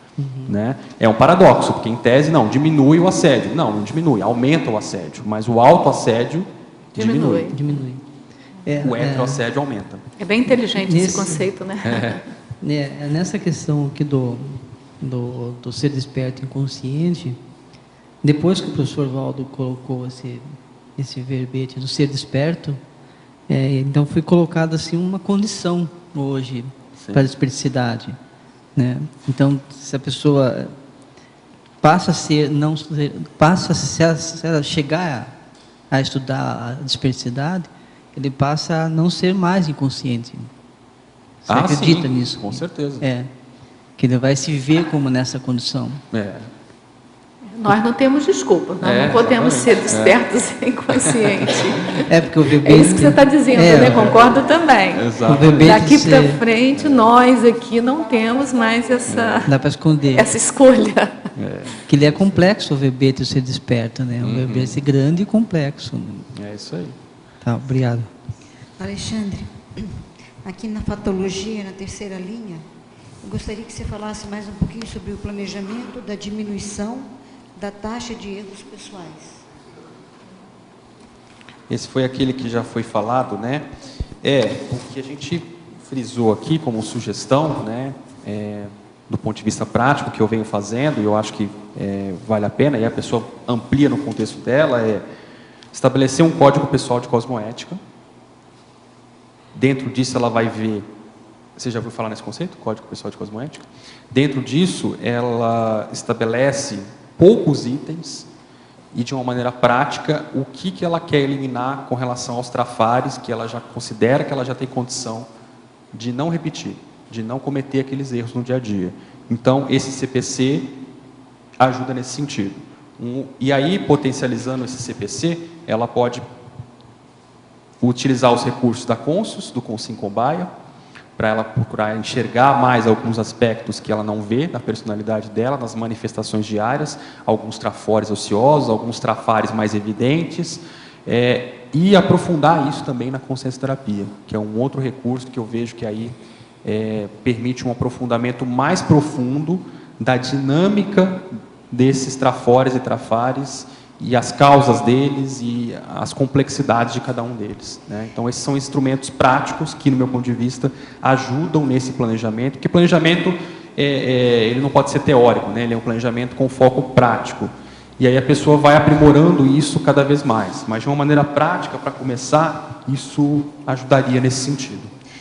Mas, Alexandre, por exemplo, durante o dia a dia, você fez algum levantamento prático mesmo? Não deu certo, tive conflitos, faz anotações, faz um levantamento mais a fundo dos detalhes de cada conflito ou cada assédio. Você já fez isso também? Sim, é importante fazer isso. Para você chegar mais no fundo da questão, né, do que está acontecendo, para ir para uma consciência terapia, né, e explicar realmente qual o problema, né? Eu acho importante. Agora, para a pessoa que ela chega em alguns limites com relação àquilo que ela vê e ela não consegue mais ver mais onde ela pode aprofundar, esses elementos aqui, esses recursos, podem ajudar demais ela. Porque, às vezes, a pessoa está tendo uma distorção em relação à visão dos fatos e dela mesma. Então, muitas vezes chega num ponto que é necessário recorrer a essas instâncias para que possa ajudar a pessoa até fazer isso com mais qualidade, né? Então, é nesse sentido, eu acho importante isso que você está falando, mas é importante ela avaliar até que ponto que isso pode ser potencializado utilizando esses recursos. CPC, Consim Cobaia e consciência terapia. Eu acho que isso só amplia isso que você está colocando aí, né, essa autopesquisa. Porque pela janela de Johari, né, você percebe que tem áreas que você não conhece e que os outros também desconhecem. Isso. Então está nesse pedaço assim, que a gente deve ampliar um pouco mais também. Exatamente. Né? Ali deve ter trafores seus que você não conhece e que os outros também. Então, abrir essa área um pouquinho mais é interessante também, né? Exatamente. É isso aí. Vai descobrir bastante coisa, né? E acho que o ponto principal aqui, no caso desse verbete, é começar a ver quais os pontos de maior lacuna nesse momento. O que é prioritário mexer nesse momento? No caso aqui da desperticidade, da assunção da desperticidade. Né? Se ela já admite que ela pode assumir algum percentual de desperticidade, quais são esses trafores que ela já tem conquistados e quais são os pontos que ela precisa trabalhar ainda. Obrigada. Queria voltar uma provocação aqui no que o Antônio, né, que ele colocou, a questão do desperto inconsciente. Ele falou assim, não, hoje não é mais possível a gente ter despertos inconscientes. A gente sabe que o professor Waldo falou, dentro do ponto de vista dele, algumas pessoas que ele entende que já estão na desperticidade. Mas que existem outras, né? Então, a minha pergunta é, hoje não é possível ter desperto inconsciente ou as pessoas que ainda não assumiram estão tirando o corpo fora? Ou ainda é possível na CCCI ter a pessoa que atingiu a desperticidade, mas não é autoconsciente disso? Como que você vê isso? Eu não quis nem entrar nessa defesa. Senão ia sobrar para mim, mas eu acho que sim, perfeitamente. Nós temos gente inconsciente ainda aqui, né? E as duas coisas, né? O inconsciente que não percebe e o que tira o corpo fora. Bom, mas aí o que tira o corpo fora quando também... Só completando. Eu acho que é mais que tira o corpo fora, porque na minha avaliação, porque você sabe todos os critérios. Você nunca se inclui naqueles critérios todos. Alexandre, tem uma... É até para você não cair no erro vamos chamar de achar que está superestimando, né? E aí você acaba subestimando. Mas eu acho que aqui as pessoas têm consciência, assim. Quando você começa a ficar mais desassediado, você sabe que está ficando mais desassediada. Só que assim, eu já várias vezes comecei a contar meu tempo de desassediada. Aí lá na frente vem uma escorregadinha de novo. Aí eu começo a contar tudo de novo. Então, assim, eu estou atenta a isso também. Eu acho que cada um aqui deve estar. Você sabe que essa questão é complexa, sabe, Rosa? Porque às vezes a gente dramatiza demais algumas questões. Eu digo isso até como uma questão pessoal, das conversas que eu tive sobre a minha situação com o professor Valdo Vieira. Uma pergunta sobre isso, posso fazer? Pode, claro. Ao verbetógrafo, em qual nível de desperticidade você se encontra agora? Rosa, eu queria completar, Rosa, pegando o gancho dele, porque quando o professor Valdo procurou você, falou que você era desperto, você era inconsciente disso ou consciente disso? Olha, nem nos meus sonhos mais cabotinos eu imaginava essa hipótese. Então, tá respondido, Marcelo. Não. A questão é saber por quê. Você superestimava, subestimava, o que você... Eu estou tocando nesse ponto aqui, a tertúlia toda, é a distorção da autoimagem.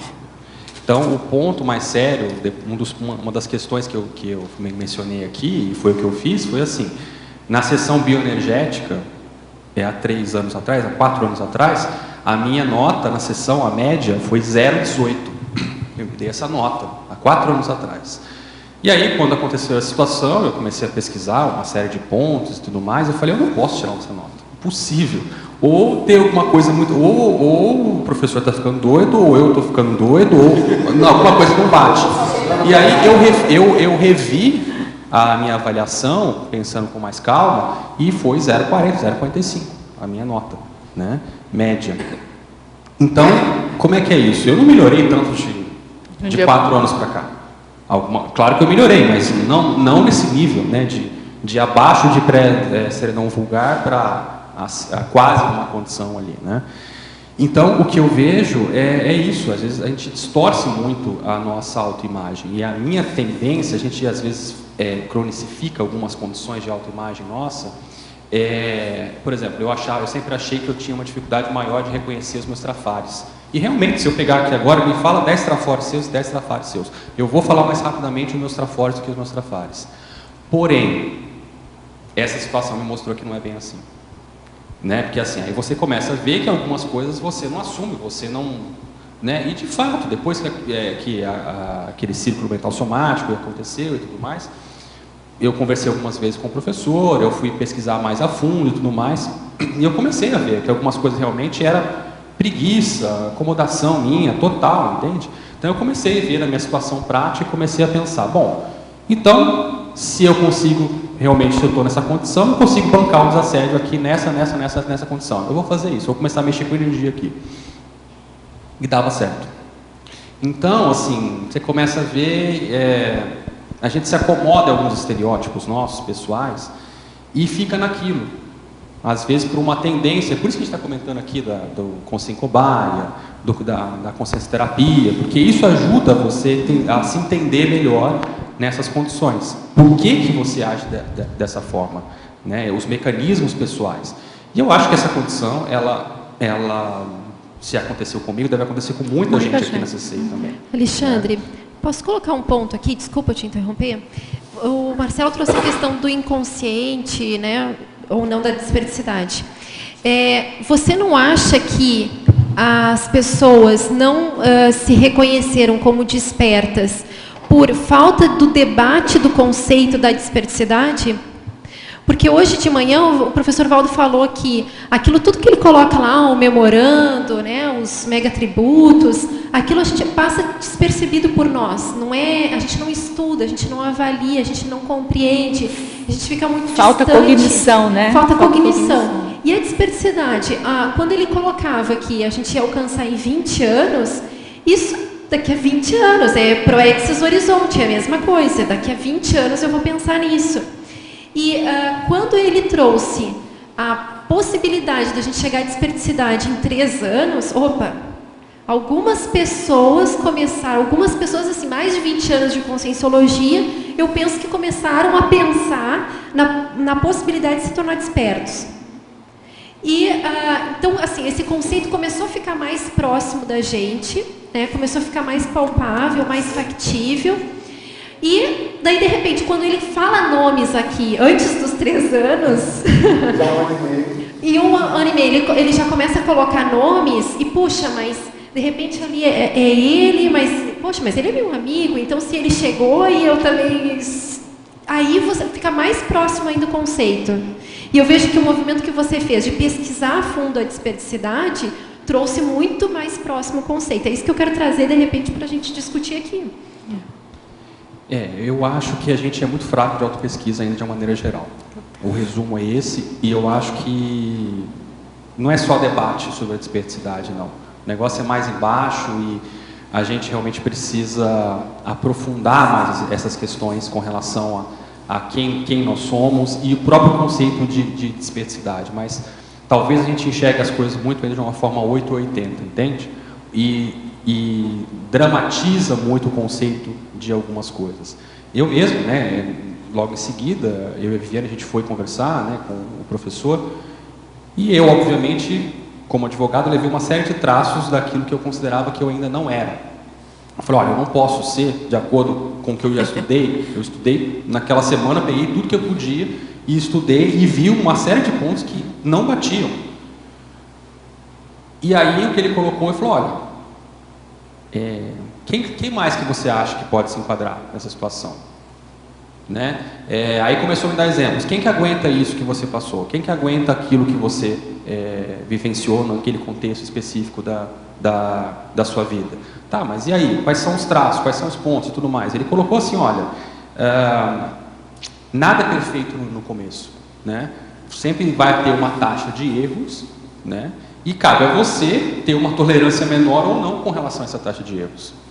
Então, realmente assim, ficou algumas lacunas que eu vejo que hoje, para mim, estão um pouco mais claras, não totalmente claras, mas o que eu vejo é que às vezes a gente se acomoda numa condição de alguns traços, de achar que aqueles traços são muito fortes na gente, e não são tudo aquilo, e a gente deixa de vivenciar algumas situações e de assumir algumas condições em função disso. Né? É mais ou menos isso que eu vejo, assim, sabe, Milena? Acho que a gente realmente... Tem o microfone. Mas esse degradê, digamos assim, da desperticidade, esse início da desperticidade, se a gente tivesse mais claro o conceito de desperticidade, a gente não ia criar tantos tabus, como você colocou aqui. A gente ia perceber que tudo existe um início, né? E que, de repente, o início é assim mesmo, a gente vai ter determinados momentos de assédio. É isso que eu quero dizer. O nosso padrão... Não desconsidera... Uma questão é que o nosso padrão de referência era o próprio professor Valdo. Exatamente. Eu concordo com ela. Então a gente tinha 20 anos sem assédio, né? Acho que o modelo que ele construiu, ele colocou um modelo assim alto, que é o veterano. 20 anos sem sofrer nenhum assédio. Mas tem uma coisa aqui que eu gostaria de colocar, e às vezes até perguntar para o Alexandre, porque assim, eu vejo na sua experiência, Alexandre, não sei se isso está correto, você escreveu 2 livros e a gente ainda tem muita dificuldade em escrever. Então, assim, depois que você toma também uma atitude e faz, é que aparece também um pouco mais de quem você é, né? Um pouco dentro disso que a Milena está trazendo. Então, tem muita coisa que eu vejo, assim, além da autopesquisa, a própria condição do experimente, a gente ainda tem dificuldade, né? Então, assim, vamos ver, a gente não põe a mão na massa. Então, assim, esse é um aspecto que eu vejo a hora que a pessoa começa a colocar a mão na massa, começa a ser produtiva com aquilo, ali começa a aparecer um pouco mais dela, né? Não sei se isso procede, eu vejo muito, assim, dentro, pelo menos, das pessoas que estão com esse aspecto da dispersidade, isso. Então, a hora que a pessoa foi lá, porque, assim, eu também concordo, acho que a gente debateu bastante a desperticidade, mas no modelo do professor Valdo, e a gente também não experimentou, deixa ele experimentar e tem coisa que a gente A gente simplesmente, a gente colocava muito longe da gente, por causa dos 20 anos sem assédio, por causa... Então, eu sempre tinha que voltar a contar os 20 anos. Então, era bem distante. Agora, acho que a coisa está mais palpável. Né? Voltando à questão da inconsciência, né, e do paradoxo que estava sendo falado ali, não é uma condição fácil a pessoa assumir essa condição, sabe? Porque assim, eu me vi na seguinte condição, não fui eu que puxei isso, me foi cravado, né? Assim. Então, meu temperamento não permite coisas de meio termo, eu não gosto de meio termo, ou para mim é ou não é, entende? Então, na hora que isso vem para mim, isso é uma coisa que me deixa um pouco assim, incomodado no seguinte sentido: ou eu assumo que sou, ou eu não posso ficar no meio termo, né? E aí a condição é muito simples. Se eu recuo, eu estou sendo covarde. Se eu assumo, eu estou me autocomprovando que eu estou em subnível. Ou seja, eu posso fazer então muito mais do que eu venho fazendo. Porque nos outros casos que foram colocados, não tem muita surpresa. Por quê? Já são IPCOM, já são pessoas que estão aí com uma liderança interassistencial maior. O meu caso não é esse. E aí a grande questão é, segundo o professor Waldo, tem outros casos assim. Isso ele me colocou claramente, né? Ou seja, outros casos igual mais ou menos a minha situação. Enfim, então é isso, né? Então a condição é essa. Respondendo a pergunta aí, né, do percentual, hoje eu me considero mais de 50%, sim. Mas ainda com pontos a serem trabalhados naquela condição. Tanto que eu tenho uma listagem, eu fiz os pontos, mas isso não bate, aquilo não bate, tudo mais e tal.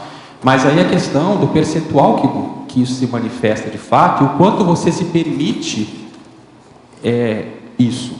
Né? Em cima dessa questão que você colocou, dos itens que você colocou aqui no seu verbete, tem uma outra pergunta desse mesmo teletertuliano. O saldo positivo das 44 condições apresentadas na taxologia indica que a Consim é um ser desperto? Sim, no caso ela tem que fazer esse balanço, esse levantamento, né? Mas o principal que eu vejo é a pessoa assumir aquilo que ela é de fato, o que ela já conquistou. Então, o que você já conquistou dessas 44 perguntas aí, o que é aquilo que você já consegue fazer, já consegue desenvolver e tudo mais. E assumir esse percentual de desperticidade. Então, falando bem francamente aqui com vocês, não sei, eu posso dizer hoje aqui que eu tenho mais de 51% de desperticidade. Ok, o que isso significa na prática? Pode ser que tenha pessoas aqui com 30% e que funciona melhor que eu. Foi esse o ponto que a gente estava discutindo aqui, né? Então, de uma maneira pragmática, a gente tem que desdramatizar esse ponto e ver as coisas com mais realidade. Isso não quer dizer que uma pessoa seja melhor em função disso, né? Então, o ponto que eu comecei a observar mais em mim mesmo é assim: eu com as minhas questões, eu comigo mesmo, eu sou muito bom. Me deixa eu fazendo as minhas coisas, e aí entra a questão que a Patrícia falou, né, a questão dos meus livros. Mas é justamente isso, quer dizer, tudo aquilo que eu estou no meu âmbito, eu fazendo comigo mesmo, eu me saio bem. O problema é sair bem no Agora, o meio, problema como é que eu estou em relação... Incluir o outro, né? Da inclusão dos outros. Na hora que envolve um contexto maior, na hora que envolve essa situação. Então, às vezes, a pessoa pode estar numa condição de menos de... Porque senão começa a falar aqui, a pessoa começa, mas eu, não sei o que lá e tal. Ok, mas às vezes a pessoa está com 30% e está fazendo muito mais e tem outros trafortes, tem outras condições. É isso que a gente tem que começar a pensar de uma maneira mais clara, assim, e tirar um pouco o drama dessas condições, né? Alexandre. Mas é só para finalizar essa questão rapidinho. Você falou, mas em outras questões, como é que eu sou? Mas às vezes, aquilo que eu estava falando, às vezes você não ousou ainda fazer e colocar em prática aquela questão maior. E aí, quando você vai colocar em prática, você vai ver que você vai se surpreender e se sai muito bem também. Né? Então, e assim somos todos nós. Entende? Então, assim são as pessoas que não escreveram um livro ainda, assim são as pessoas que... Vai aparecendo quem ela é. Então, assim, cada pessoa se manifesta de uma tal maneira. E aí acho que cada um aqui de nós tem que pensar nessa condição. Qual o meu real nível, o que eu venho fazendo com isso, e se eu estou de braços cruzados ou não. Vale lembrar que seu segundo livro você não é autor sozinho, né? Então tem uma interação aí, tem uma ajuda mútua com o grupo.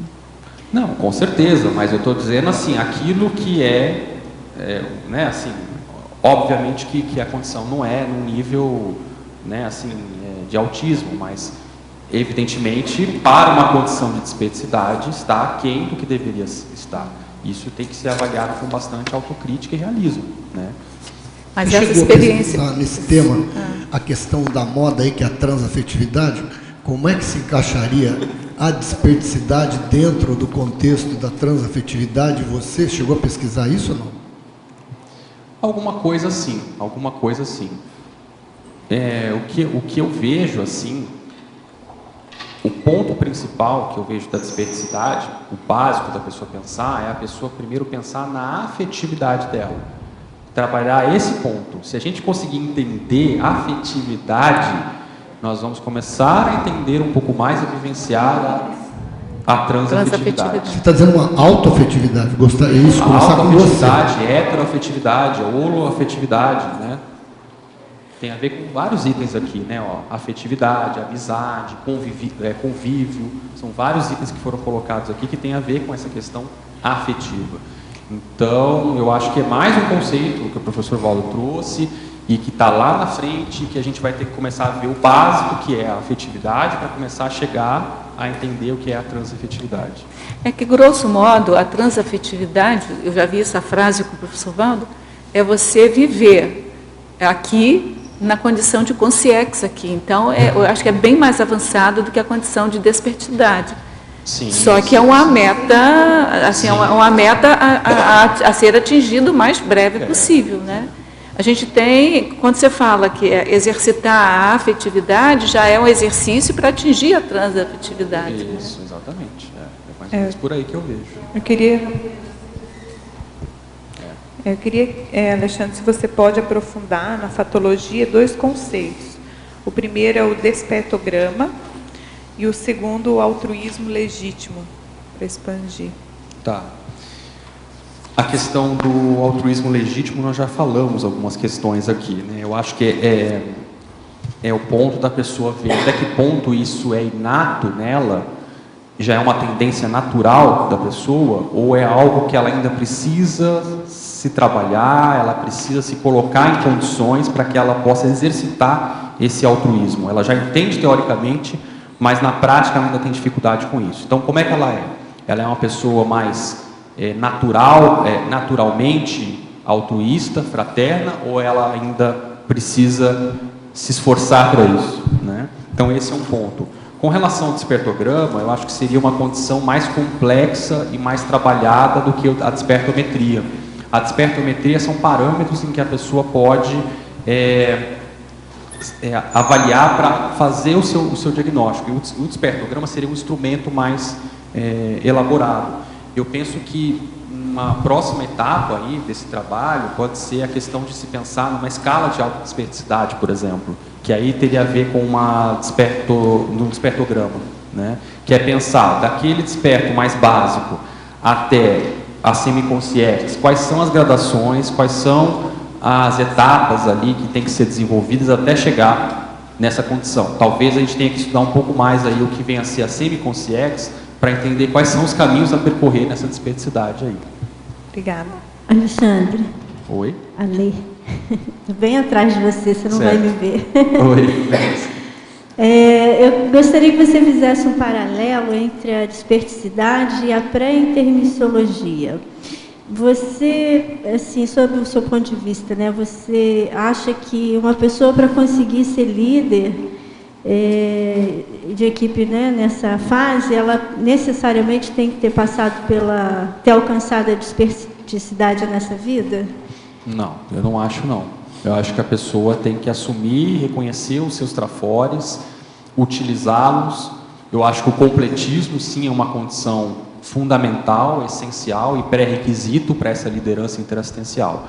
A desperticidade, eu acho que é uma condição que não necessariamente depende dela. E não necessariamente ela é algo que vai tornar o trabalho melhor ou pior. Eu acho que, teoricamente, a pré-intermissiologia do desperto tem uma condição, um gabarito de ser mais potencializado, também, mais eficiente, mais abrangente, mas não necessariamente. Às vezes uma pessoa não é desperta, mas mexeu com muita gente do passado, né?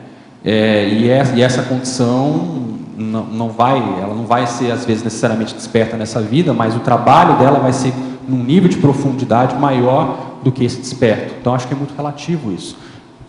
Eu concordo com você. Necessário, assim, não vai ser impeditivo a pessoa fazer a liderança interassistencial sem a dispersidade. Não vai ser impeditivo. Agora, se tiver a dispersidade, vai dinamizar muito mais.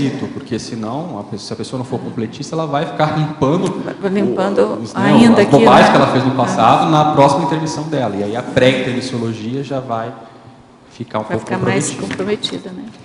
Na parafatologia, página 12, quarta linha, pode explicar mais sobre o planejamento da instalação da OFIEX pessoal? Eu vejo que a pessoa continuar seguindo aí no caso da despertometria, a pessoa assumir a condição dela, do percentual que ela já tem de desperticidade, e começar o planejamento para expandir esse percentual, né? Eu vejo que a OFIEX, ela geralmente é uma condição mais avançada à frente da desperticidade. Porém, em tese, daquilo que já foi debatido, que eu ouvi pelo menos, até pode acontecer antes da desperticidade, mas penso que é mais raro, né? É uma condição mais à frente, envolve um nível de projetabilidade, parapsiquismo maior. Então, um desafio aí para o desperto talvez seja qual é o seu nível de projetabilidade. Né? Então, às vezes, uma pessoa que ainda não é desperta pode ter alguns traços, alguma questão do seu parapsiquismo que tenha mais predisposição ao FIEX do que o desperto. Isso tudo, então, precisa ser visto e avaliado. Esse planejamento, então, ele pode ser feito não só pelo desperto, mas por aquela pessoa que já tem uma tendência para esse sentido. Essa condição da consciência ser poliédrica, você não consegue fazer... encaixar direitinho, né? Essa pessoa desperta. Não é estático, então não é estático, não é linear, né? Ela é multidimensional. Se pegar, por exemplo, o caso desse que a gente mencionou aí, o Manuelzinho, por exemplo, ele não tem projeção. Ele relata que ele não passou por esse processo. Ele tem acha até perigoso, né, o desdobramento. Então, um caso de desperto, mas que não tem projeção. Então, como é que é isso? O projetor consciente ele tem 35%. Né? Quer dizer, ele está antes da escala evolutiva. As coisas não são estáticas, então. É bem interessante isso. Né? Alexandre aqui. Como é que você vê, se você já pensou sobre isso e quais conclusões você já chegou, relacionando, a gente sempre pensou na desperticidade como sendo uma mega meta da inversão existencial. Ontem você até citou um pouquinho sobre isso. Mas no momento que houve toda essa ou alteração de conceito, ou a gente começou a entender melhor o que é o conceito da desperticidade, ela começou a chegar mais para próximo, em termos mesmo de cronêmica, e a gente tem, por exemplo, você tem toda uma vida ainda pela frente, praticando a INVEX, a partir da inversão essencial. Então a gente pode questionar um pouquinho você até colocou ontem, né, até que ponto isso não altera a própria mega-meta da inversão essencial de dispersidade, porque ela fica algo estranho, 35 ou 40 anos, a pessoa já conseguiu e o resto, né, até onde que ela pode ir. Então quais são as reflexões que você já fez relacionado a essa questão da antecipação dessa dispersidade, relacionando com, vamos dizer, um aproveitamento melhor da inversão existencial? Isso complicou, né? O meio de campo. Pois é, o meu planejamento já mudou um pouco, né? Fui amigo. Exatamente. O planejamento já mudou um pouquinho, né? Então, as coisas todas... Eu acho que o ponto mais sério que eu penso nesse momento é entender melhor a dispersidade, o que é isso na prática e entender mais os meus mecanismos. É isso que eu estou procurando ver hoje. E ver o que mais eu posso fazer na prática para estar exercendo e testando essa dispersidade. Eu acho que é mais ou menos por aí que eu estou vendo. Mas do ponto de vista de lá para frente, eu já não estou procurando enxergar tanta coisa assim. Eu tenho como meta, né, eu sempre tive a questão da Mega GESCOM. Eu acho que isso vai ser uma consequência dos trabalhos, de outros livros e tudo mais. Isso eu tenho, né, mantido nessa condição. Mas o que eu tenho procurado focar mais agora é no aspecto mais imediato dessa qualificação. Consolidação. Dessa condição. Agora, isso que você falou, hoje você consegue ver com mais clareza essa questão da Mega GESCOM? Te ajudou a entender um pouquinho mais essa definição, esse delineamento, essa condição de pesquisar a dispersidade? Ou ainda é um ponto de interrogação para você isso? Não teve muita diferença, não. Não alterou tanto. O que eu enxergava antes e o que eu enxergo hoje é mais ou menos a mesma coisa. Eu acho que o trabalho vai ser uma consequência. E talvez a questão da Mega GESCOM até seja uma surpresa numa condição, como pode ser outros pontos assim. A gente não tem como, eu não sei se a gente tem como planejar uma Mega GESCOM assim, vai ser uma Mega GESCOM. Aquilo acontece, a gente pode até ter uma ideia, mas eu não sei como é que vai ser isso. Alexandre, a gente tem 1 minuto para você responder a última pergunta. Tá bom. Distorções, página 16, item 7. Heterassédio. Pode explicar melhor, por favor? 7, onde está o 7? É na página 16, item 7. O ser desperto não tem heterassédio, pois já eliminou todos os autoassédios. Esse foi um ponto que a gente já comentou, né, na paradoxologia, que é o paradoxo da pessoa que não tem mais autoassédio, e esse autoassédio dá uma condição de não ter mais, dá uma condição para ela de conseguir botar banca para encarar empreendimentos maiores, e com isso ela vai ter mais heterassédio, né? Esse é um paradoxo, quer dizer, quem é mais assediado tem mais assédio. Em tese, a gente pensaria que seria que não, né? Porque, né, a pessoa está livre de assédio, então não vem mais assédio em cima dela. Mas levando em consideração o paradigma consciencial, a interassistencialidade, é mais ou menos isso que a gente vê. A personalidade mais assediada aqui dessa dimensão intrafísica deve ser o serenão, possivelmente. Possivelmente. Heteroassediado, deixando claro. Então, olha, o nosso tempo já esgotou. A palestra, convidar o pessoal, aproveitando a tertúlia, convidar o pessoal para a dinâmica da desperticidade no domingo de manhã, às 9 horas. Tá bom. A gente agradece aí a presença de todos vocês, parabeniza você pelo tema escolhido, pelo avanço aí na sua ficha evolutiva pessoal também. A gente aguarda outros verbetes seus, né? A gente conta com vocês em outras tertúlias, para movimentar as outras tertúlias. A gente agradece as perguntas dos teletertulianos. Também aguardamos os teletertulianos em outras tertúlias. E passamos, então, para os nossos comerciais. Obrigado. Hoje tivemos 37 assinaturas no livro de presença, 20 perguntas presenciais, 11 online.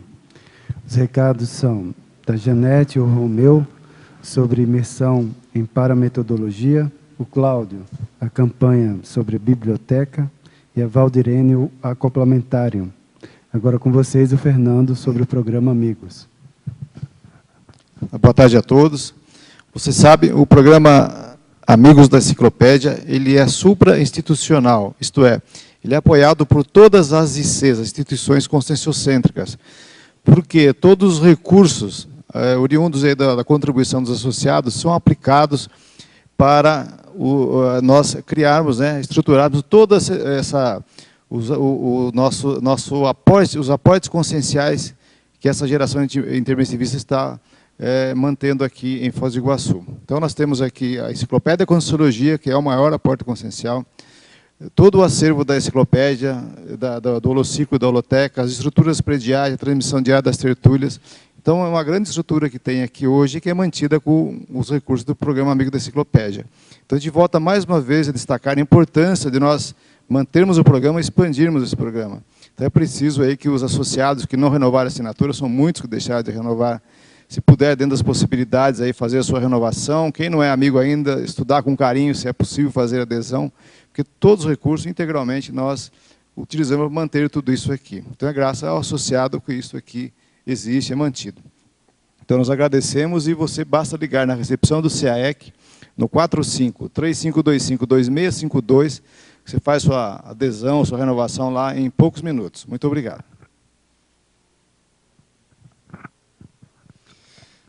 Boa tarde a todos. Eu sou Romeu Reginato, e vou estar aqui com a Janete fazendo uma divulgação da Reconsciência.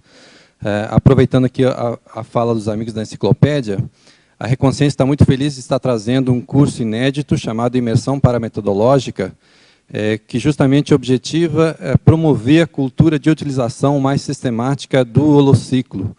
Então, o que nós vamos fazer? Nós vamos levar um grupo de alunos para o holociclo em imersão, e vamos estar com uma equipe de 5 docentes na condição de preceptores para ajudar esse grupo a explorar o holociclo enquanto um ambiente efetivo de pesquisa. Como pesquisar no holociclo, aprender a pesquisar-se no holociclo e a pesquisar-se pesquisando no holociclo. O objetivo é justamente que a pessoa desreprima e também desdramatize o holociclo enquanto um ambiente de pesquisa que nós temos à disposição e um grande legado que está sendo deixado pelo trabalho do professor Valdo e também da construção da enciclopédia da Conscienciologia. Eu vou deixar então aqui para a Janete falar alguns mais detalhes do curso. Bom, gente, o curso é modular e nós vamos ter o primeiro módulo no dia 5 e 6 de outubro de 2013. O local vai ser, uma parte das aulas vai acontecer na sala de aula da Reconsciência e no holociclo. E seria interessante também, o primeiro módulo, o tema é posicionamento e conexão ao tema de pesquisa. E eu ia falar alguma coisa, mas agora esqueci. Boa tarde a todos. Em nome da Editares, viemos convidar a todos que estão aí, os tertulianos, para a campanha promocional Complete sua Biblioteca da Conscienciologia.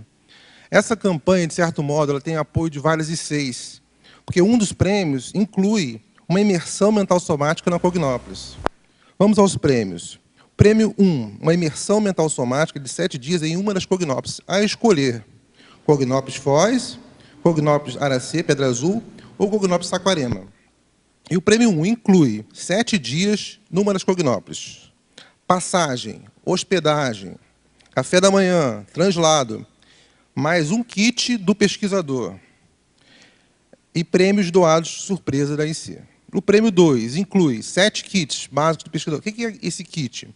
Ele inclui 2 bibliocantos, uma caixa de canetas pretas, uma caixa de caneta marca-texto, uma caixa de porta-objetos do pesquisador, uma lupa, um par de luvas de lã, 10 pastas L, um relógio de temperatura, um suporte de livro, uma revista Holotecnologia. É um modelo sugerido com base no material do professor Valdo. E como a pessoa deve fazer? Ela deve cadastrar cada compra dela, até R$50, usando aquele número que tem no cupom, que a cada R$50 ela ganha um cupom, no site da internet. As pessoas talvez fazem compras e não estão fazendo esse cadastramento. A gente pede o pessoal cadastrar esse número que vem no cupom. Tem muita gente que fez compras, mas ainda não cadastrou. Então, a gente convida, provavelmente esse mês, a previsão é que haja já um sorteio e até o final do ano nós vamos sortear todos esses 2 prêmios. Obrigado.